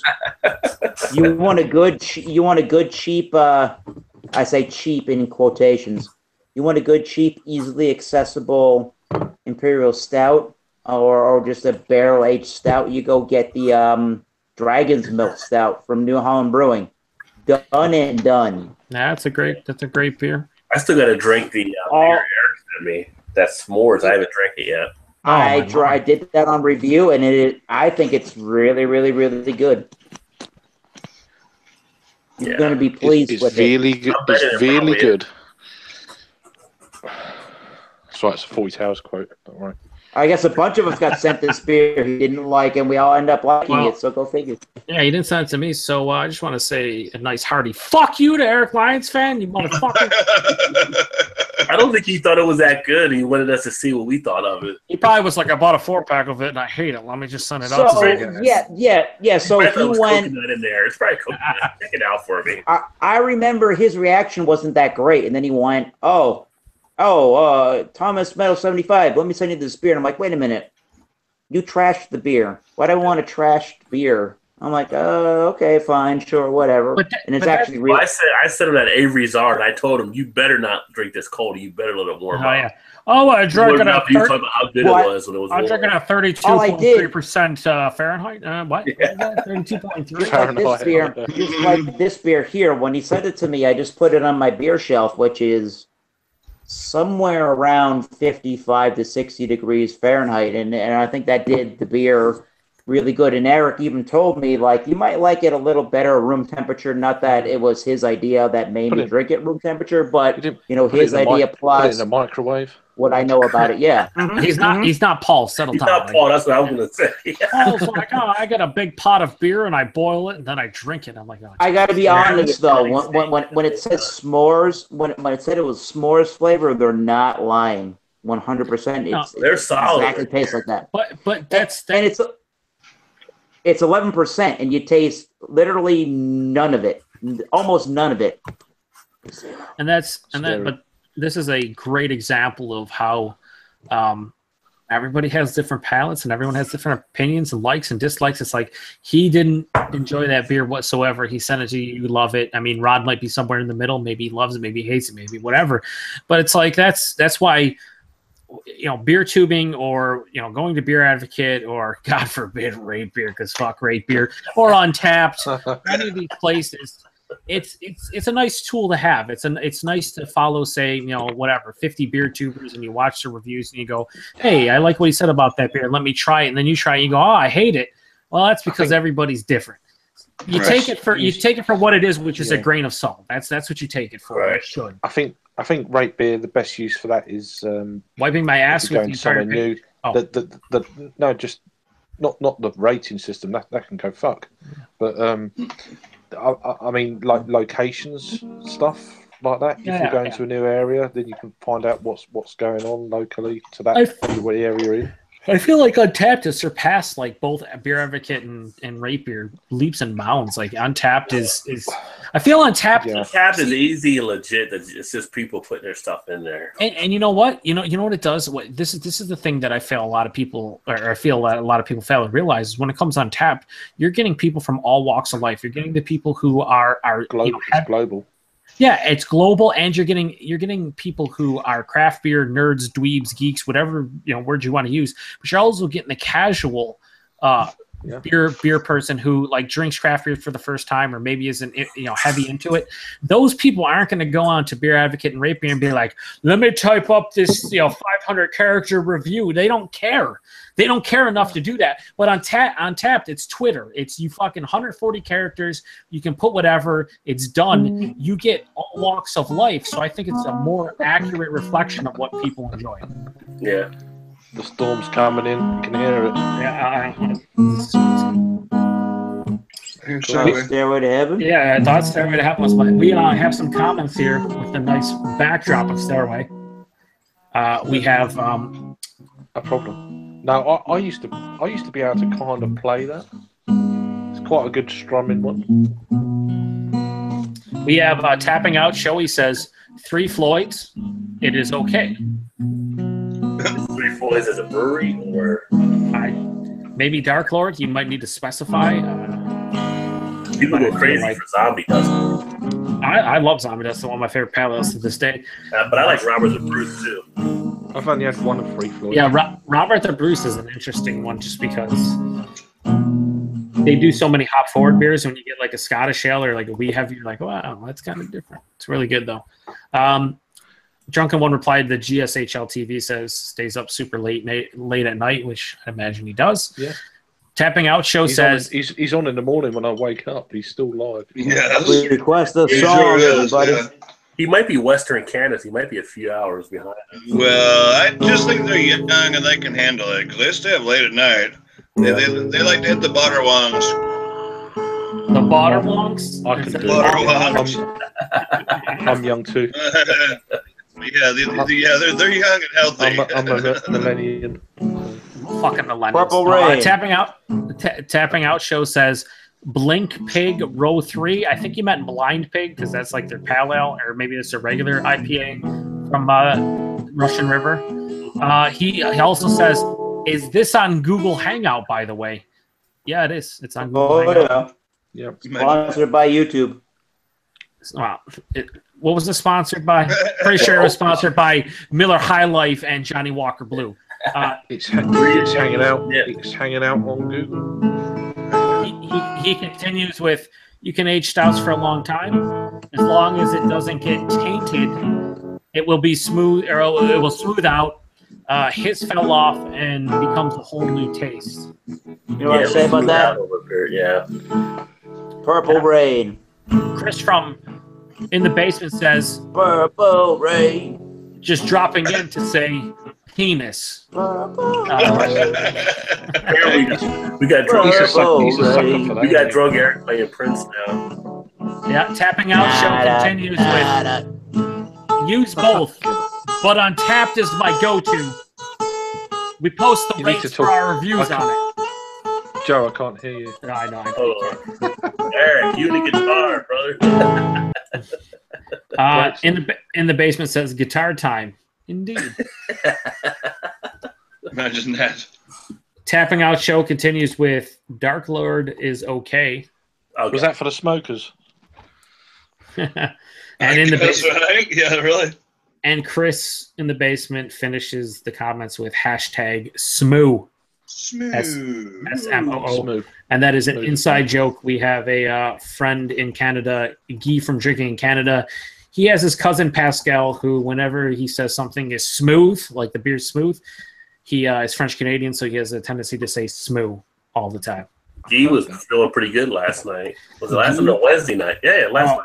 Yeah, he was hammered, and then he doesn't say anything for 45 minutes, and then he drops a gem on him like Mob Deep. Well, let's take a look at my weekly specials right now. How about we don't?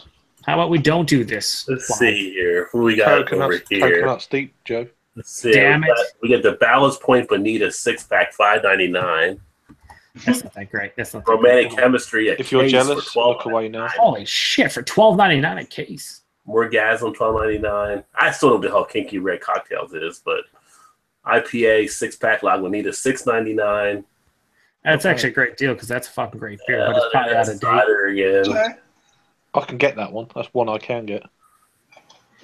Not really too much really popping. A little bit of stuff. Says variety 12-pack.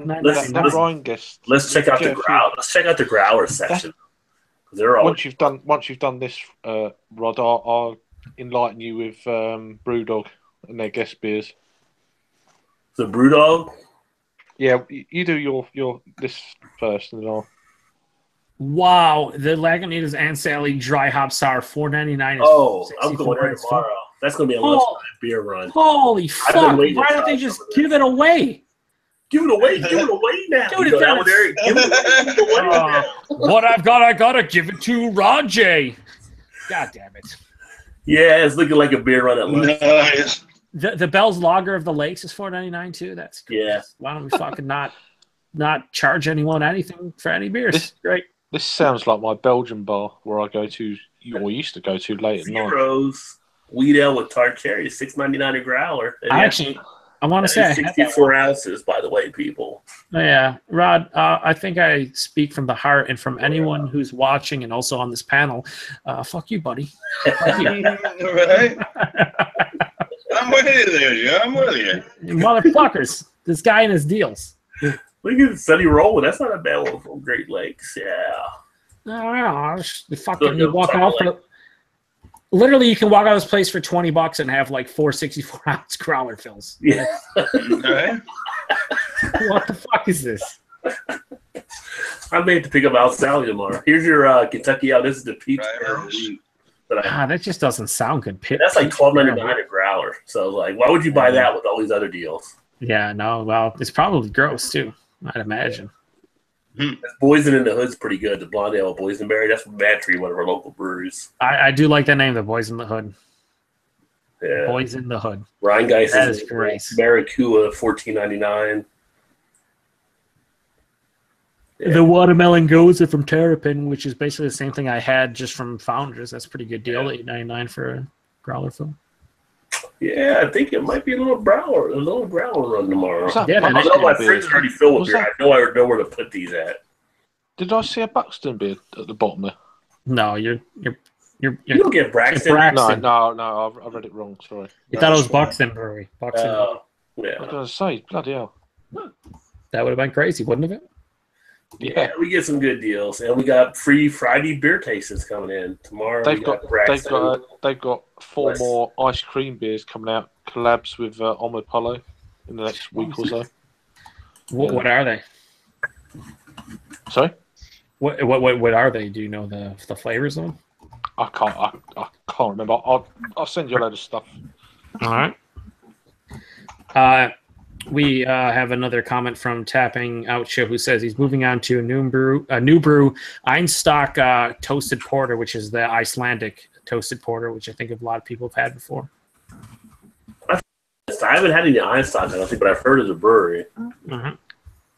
Now, I've seen some people drink it, and there's so many breweries out there now. What uni brew beers did you pick up? I know you said La Fin du Monde, which is that's what it was. It was just 3 of those. I have one in my fridge. 6-pack for $9.99. I got 3 as part of the deal. Rod, where's a duo review? You want it? Where's the what review? The duo review. Live Google Plus Hangout duo review of La Fin du Monde. Let's see. I'm looking at my other store here. That's a funny thing about Rod. He doesn't have one bottle shop that gives him awesome deals. He has a handful of them. Yeah. Right. No, yeah. Okay, here's my other one here. So this is actually a little more pricier one. Like Mash Colts, like $19.99. That's a local brewery here in Kentucky. So you can see these prices a little bit more. But there's Boys in the Hood. So we just saw Boys in the Hood at $12.99 at the other place. Yeah, Here's $8.99. What the fuck? Wow. That's why you gotta have more than one in the mix. That's why you gotta have more than one in the mix. The Mad Tree Black Forest Milk Stout, $7.99. That's where it's probably picking up. That's crazy. But this is the place I picked up like a $4.99 6-pack of the Anderson Valley Summer Solstice. Yeah, I was like, I went to go get some brewing stuff, and it was there, and I was like, okay, we'll get in the cart. What am I going to do? It's $4.99 a 6-pack. Did you actually review it? Not yet. I haven't uploaded it yet. No, I mean, but you did review it though, right? Yeah. Yeah, I like it. It's a little bit of a spice beer, but I like it. Yeah, it's okay. I mean, for the price point, it's fucking amazing. Right? Yeah, exactly. But they get like a ton of stuff. This is the one I shot a video on, and everybody was like, I would just be camping out in that store. Which one was that? Party Town. And they had like a ton of these beers. That's fucking loud. But they are more of a better shop to get stuff like over in Kent or Craig's area, because I get like bombers and I get beers from Europe and Germany and all places. I know Germany's in Europe. I just said that, but okay. Yeah. But they got the best imports that I can get in there. Pink Floyd. Tune. That's a jam right there. That's a good song. That's a great song. Yeah. So. I wish you were here as well. Yeah, exactly. Do you now? I haven't had his Bell's Oracle, but his 6-pack is $18.99. I wish you was here. You'd wake the house up. Oracle's. I can get an individual at the other store. I think it's $3 or $4.99 or $3. Oracle's okay, but it's just one of, it's just one of those beers that's kind of, I don't know. I don't think it's worth it personally, but if you've never had it before, I'd check it out. A single bottle. Certainly wouldn't pay $19 for a 6-pack. Blackberry Farm roast cherries, $8.99 on the bomber wall. Blackberry Farm makes some beers out of Tennessee. I like how it just says bomber wall. Yeah. Oh, you haven't seen the bomber wall? We got a picture of it here. How about we don't? Just say we did. Oh, this is a place where you can actually buy beers at the growler station and walk around while you're shopping. Oh, and it's like $4 for a pint of something.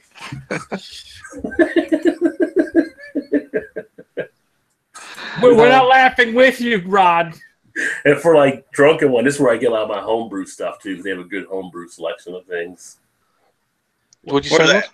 This place, this is like the homebrew area. They got a pretty good homebrew selection of stuff. Oh, sweet! Oh yeah. Yeah. Drunken one, what are you on with your homebrew? What have you been drinking?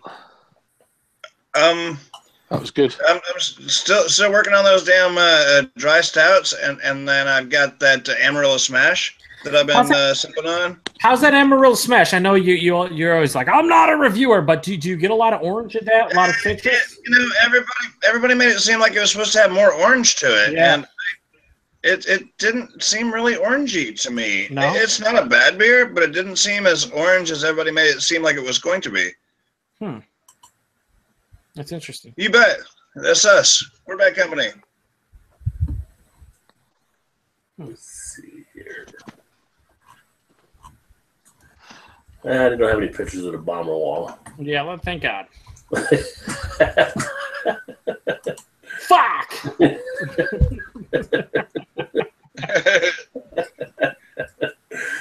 Oh, man.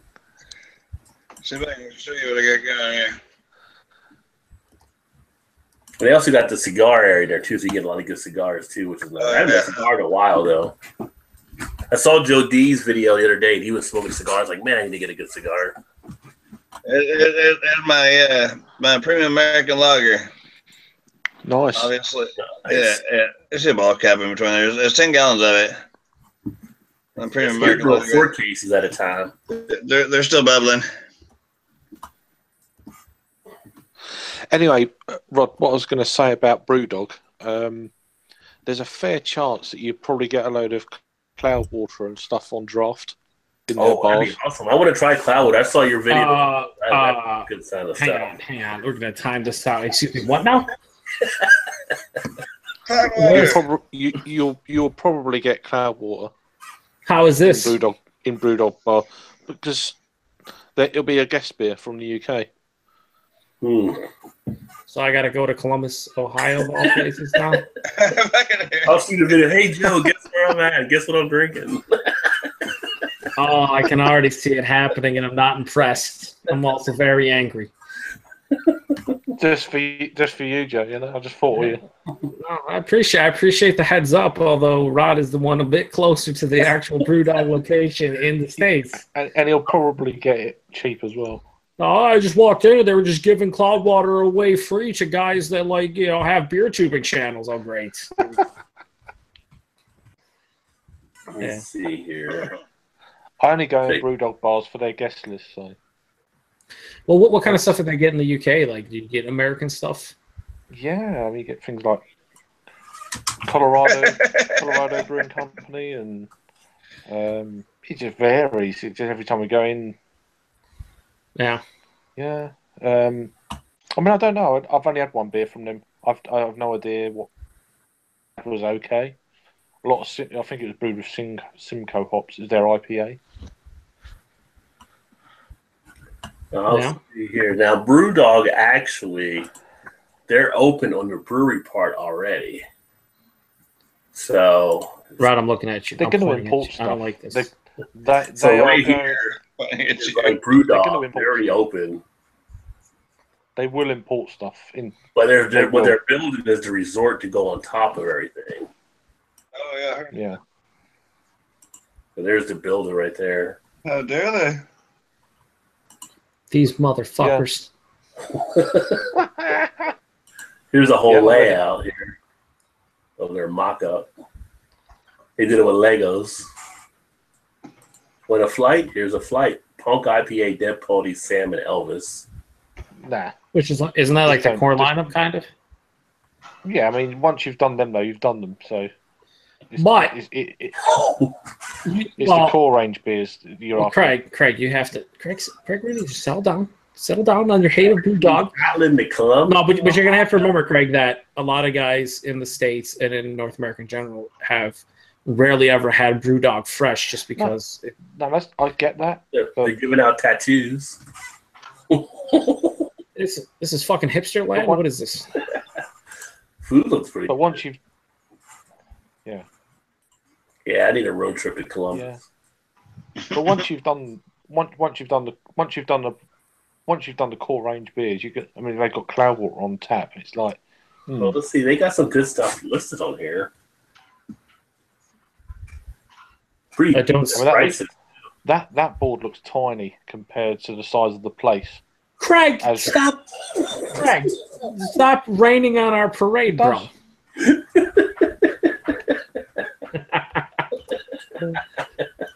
Oh, the BrewDog in the UK one has 727 beers on it. You didn't bring the kiddies. Bring the kids with you. Nice looking burger. Yeah. Yeah. Little arcade area, little old school pinball action taking place. Try if you got the kids with you. Try Nanny State. Try Nanny State if you got the kids with you.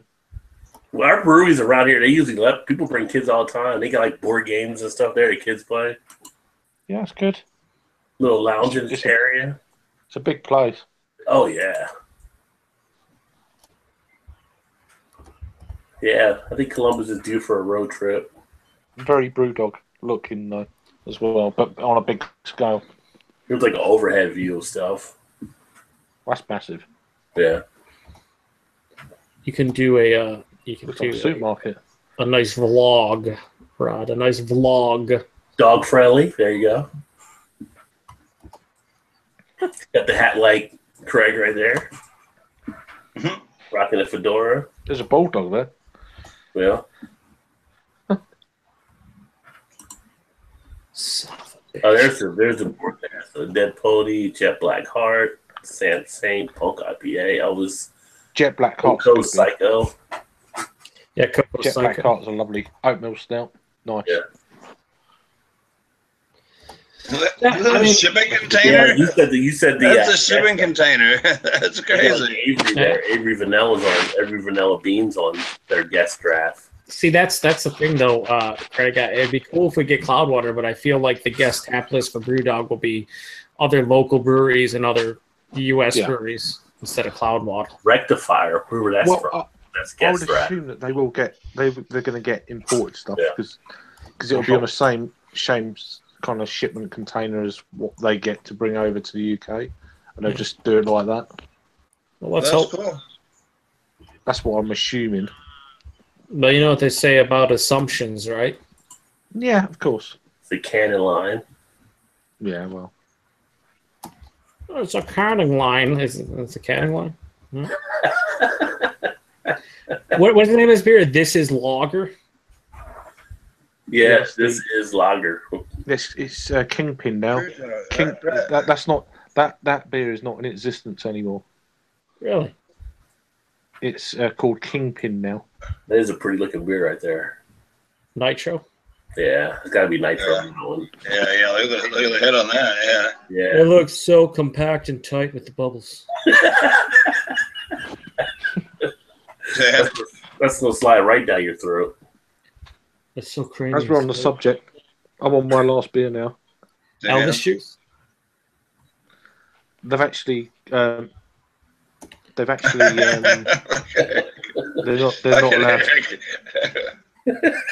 They're not allowed to call this beer that anymore because they lost a lawsuit.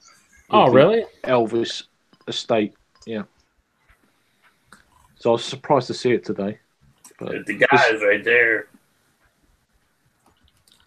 One of the my guys. last beer. Oh, isn't that James Watt on the right? Great. Yeah. Oh yeah. He got a show on Esquire channel. That's what I started watching like a couple years ago. Yeah, they do. Rob knows him quite well. Rob knows him well. From He's done Hobbs. collaboration. Hobbsy? Little skeet action there on the table. Question is, do I go get another beer? How long are we going to be on here for? That's the question. That's a real question. Well, I'll probably just sign off because I got to get up early and start doing sales pitch. Drink the beer, Joe. Drink the beer. Yeah, drunken one. I know your answer all the time. But I'll leave you guys on here so you can. It can't drink itself. You have to drink it. That's true. I never thought. There's nobody down here. She's just by herself. It's my last actual beer. I'm surprised Paul's not. I'm surprised Paul's not here. Paul said he'd be on by 12:30. Let me send him a link just in case he shows up. Yeah, it looks like a nice little spot. Oh, here's the menu. What they got there: burgers, pizzas. The food's great. I love the food is good. Well, the food keeps people there drinking. That's one of the places where brewers get hurt sometimes, not having enough food. Rod, at some point, do a road trip down to Athens and Columbus, and maybe we can hang out. It's Jackie O's, baby, Jackie O's. Yeah, maybe we could do something like that. And Oh, yeah. That'd be good. This is a lovely grapefruit. You know what? I wonder if they're going to come down to our beer fest in a couple of weeks because we get a lot of people from Columbus down here. That'd be kind of cool. I don't know. Maybe if they updated the fucking beer list, you would know. Right. But I'm going to shoot video for that beer fest, so I'll let you guys know. Oh yeah, I'm down to. Those are the best too. When you're just fucking basically vlogging. Like Craig's channel is basically, it's solid. Craig, I love your channel, but the vlogs are where it's at, bro. Yeah. Say that again. You had like a 20. I said your vlogs are where it's at, like the 20-minute vlog where you wanted to turn into a pigeon. That's probably one of the best vlogs ever. I don't know about that, but that was pretty fantastic. I was smashed. That's I might try if I go home tomorrow evening and I've got 3 days to do a few outrageous vlogs, get pissed up, and just go out and see what happens. We have a comment from Raz124, RAS124. He says, "How can a stout be dry? When I drink them, they're usually wet." And Drunken One goes with that. That's funny. And he says, "Thank you very little." He actually he watches Matt from Massive Beer Reviews and a couple other channels, and he posted on my channel. He actually posted on my channel. He's like, "Oh, I should review Bud Light or something like that, like 4 months ago." Yeah, Raz always pops in once in a while. Yeah, it's pretty funny. Bush or something. The albino rhino's on here. He says, "Boo, you know what? Fuck you, Chad."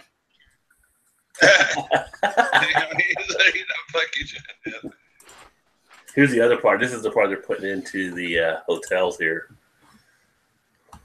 Yeah, I've heard about it. Hot tubs and shower beer fridges. I think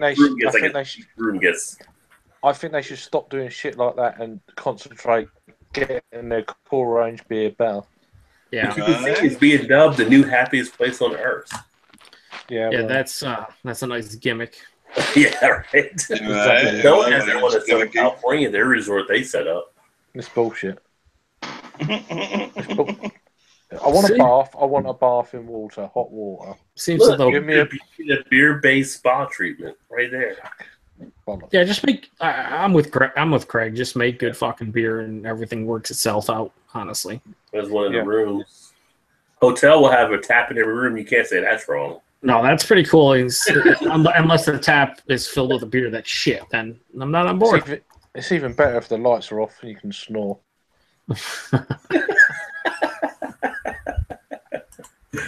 Oh yeah, but Eddie, Eric got kind of quiet there. He's just thinking about playing his guitar, I guess. Or maybe he's playing banner. It's like he's playing his guitar, but it's muted, even though he's not muted. He's in his zone. Chad says, "Shut up, Joe." As you know, Chad, that is impossible. Impossible. But anybody else got any final words they want to add? It's very, very good. That's it. What is it? Yes, I'm going to go to the old faith no more. What is it? What is it? What is it, Greg? It's very good. You went to that. It is very good.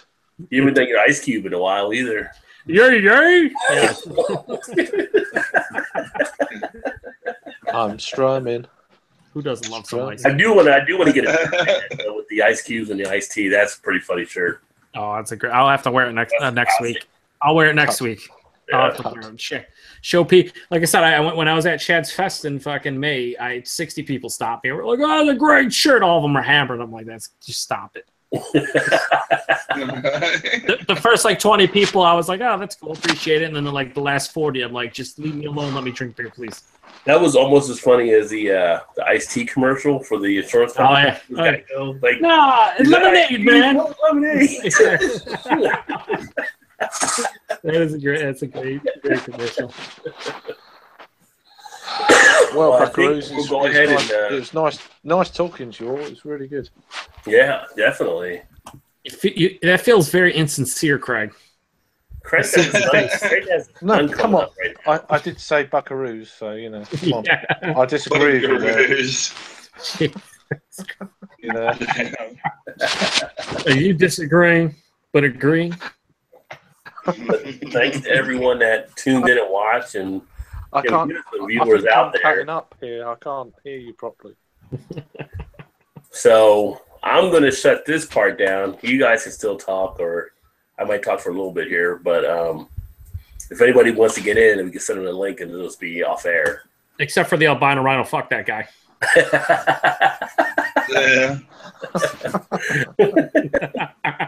But thanks again for watching as we went a little overtime here. So let us know what you think of formats and stuff. And thank you to everybody that took part tonight, all the people in the chats, all the people here on the show, Drunken One, and Eric, Thomas Metal, and Craig, Camp Beer Reviews, and of course, Average Joe, whose channel. Yay! It's getting light here in London. His best Ice Cube. The light is coming up in London. And we are back, so we will catch up with you next Thursday, if not before that. I don't know.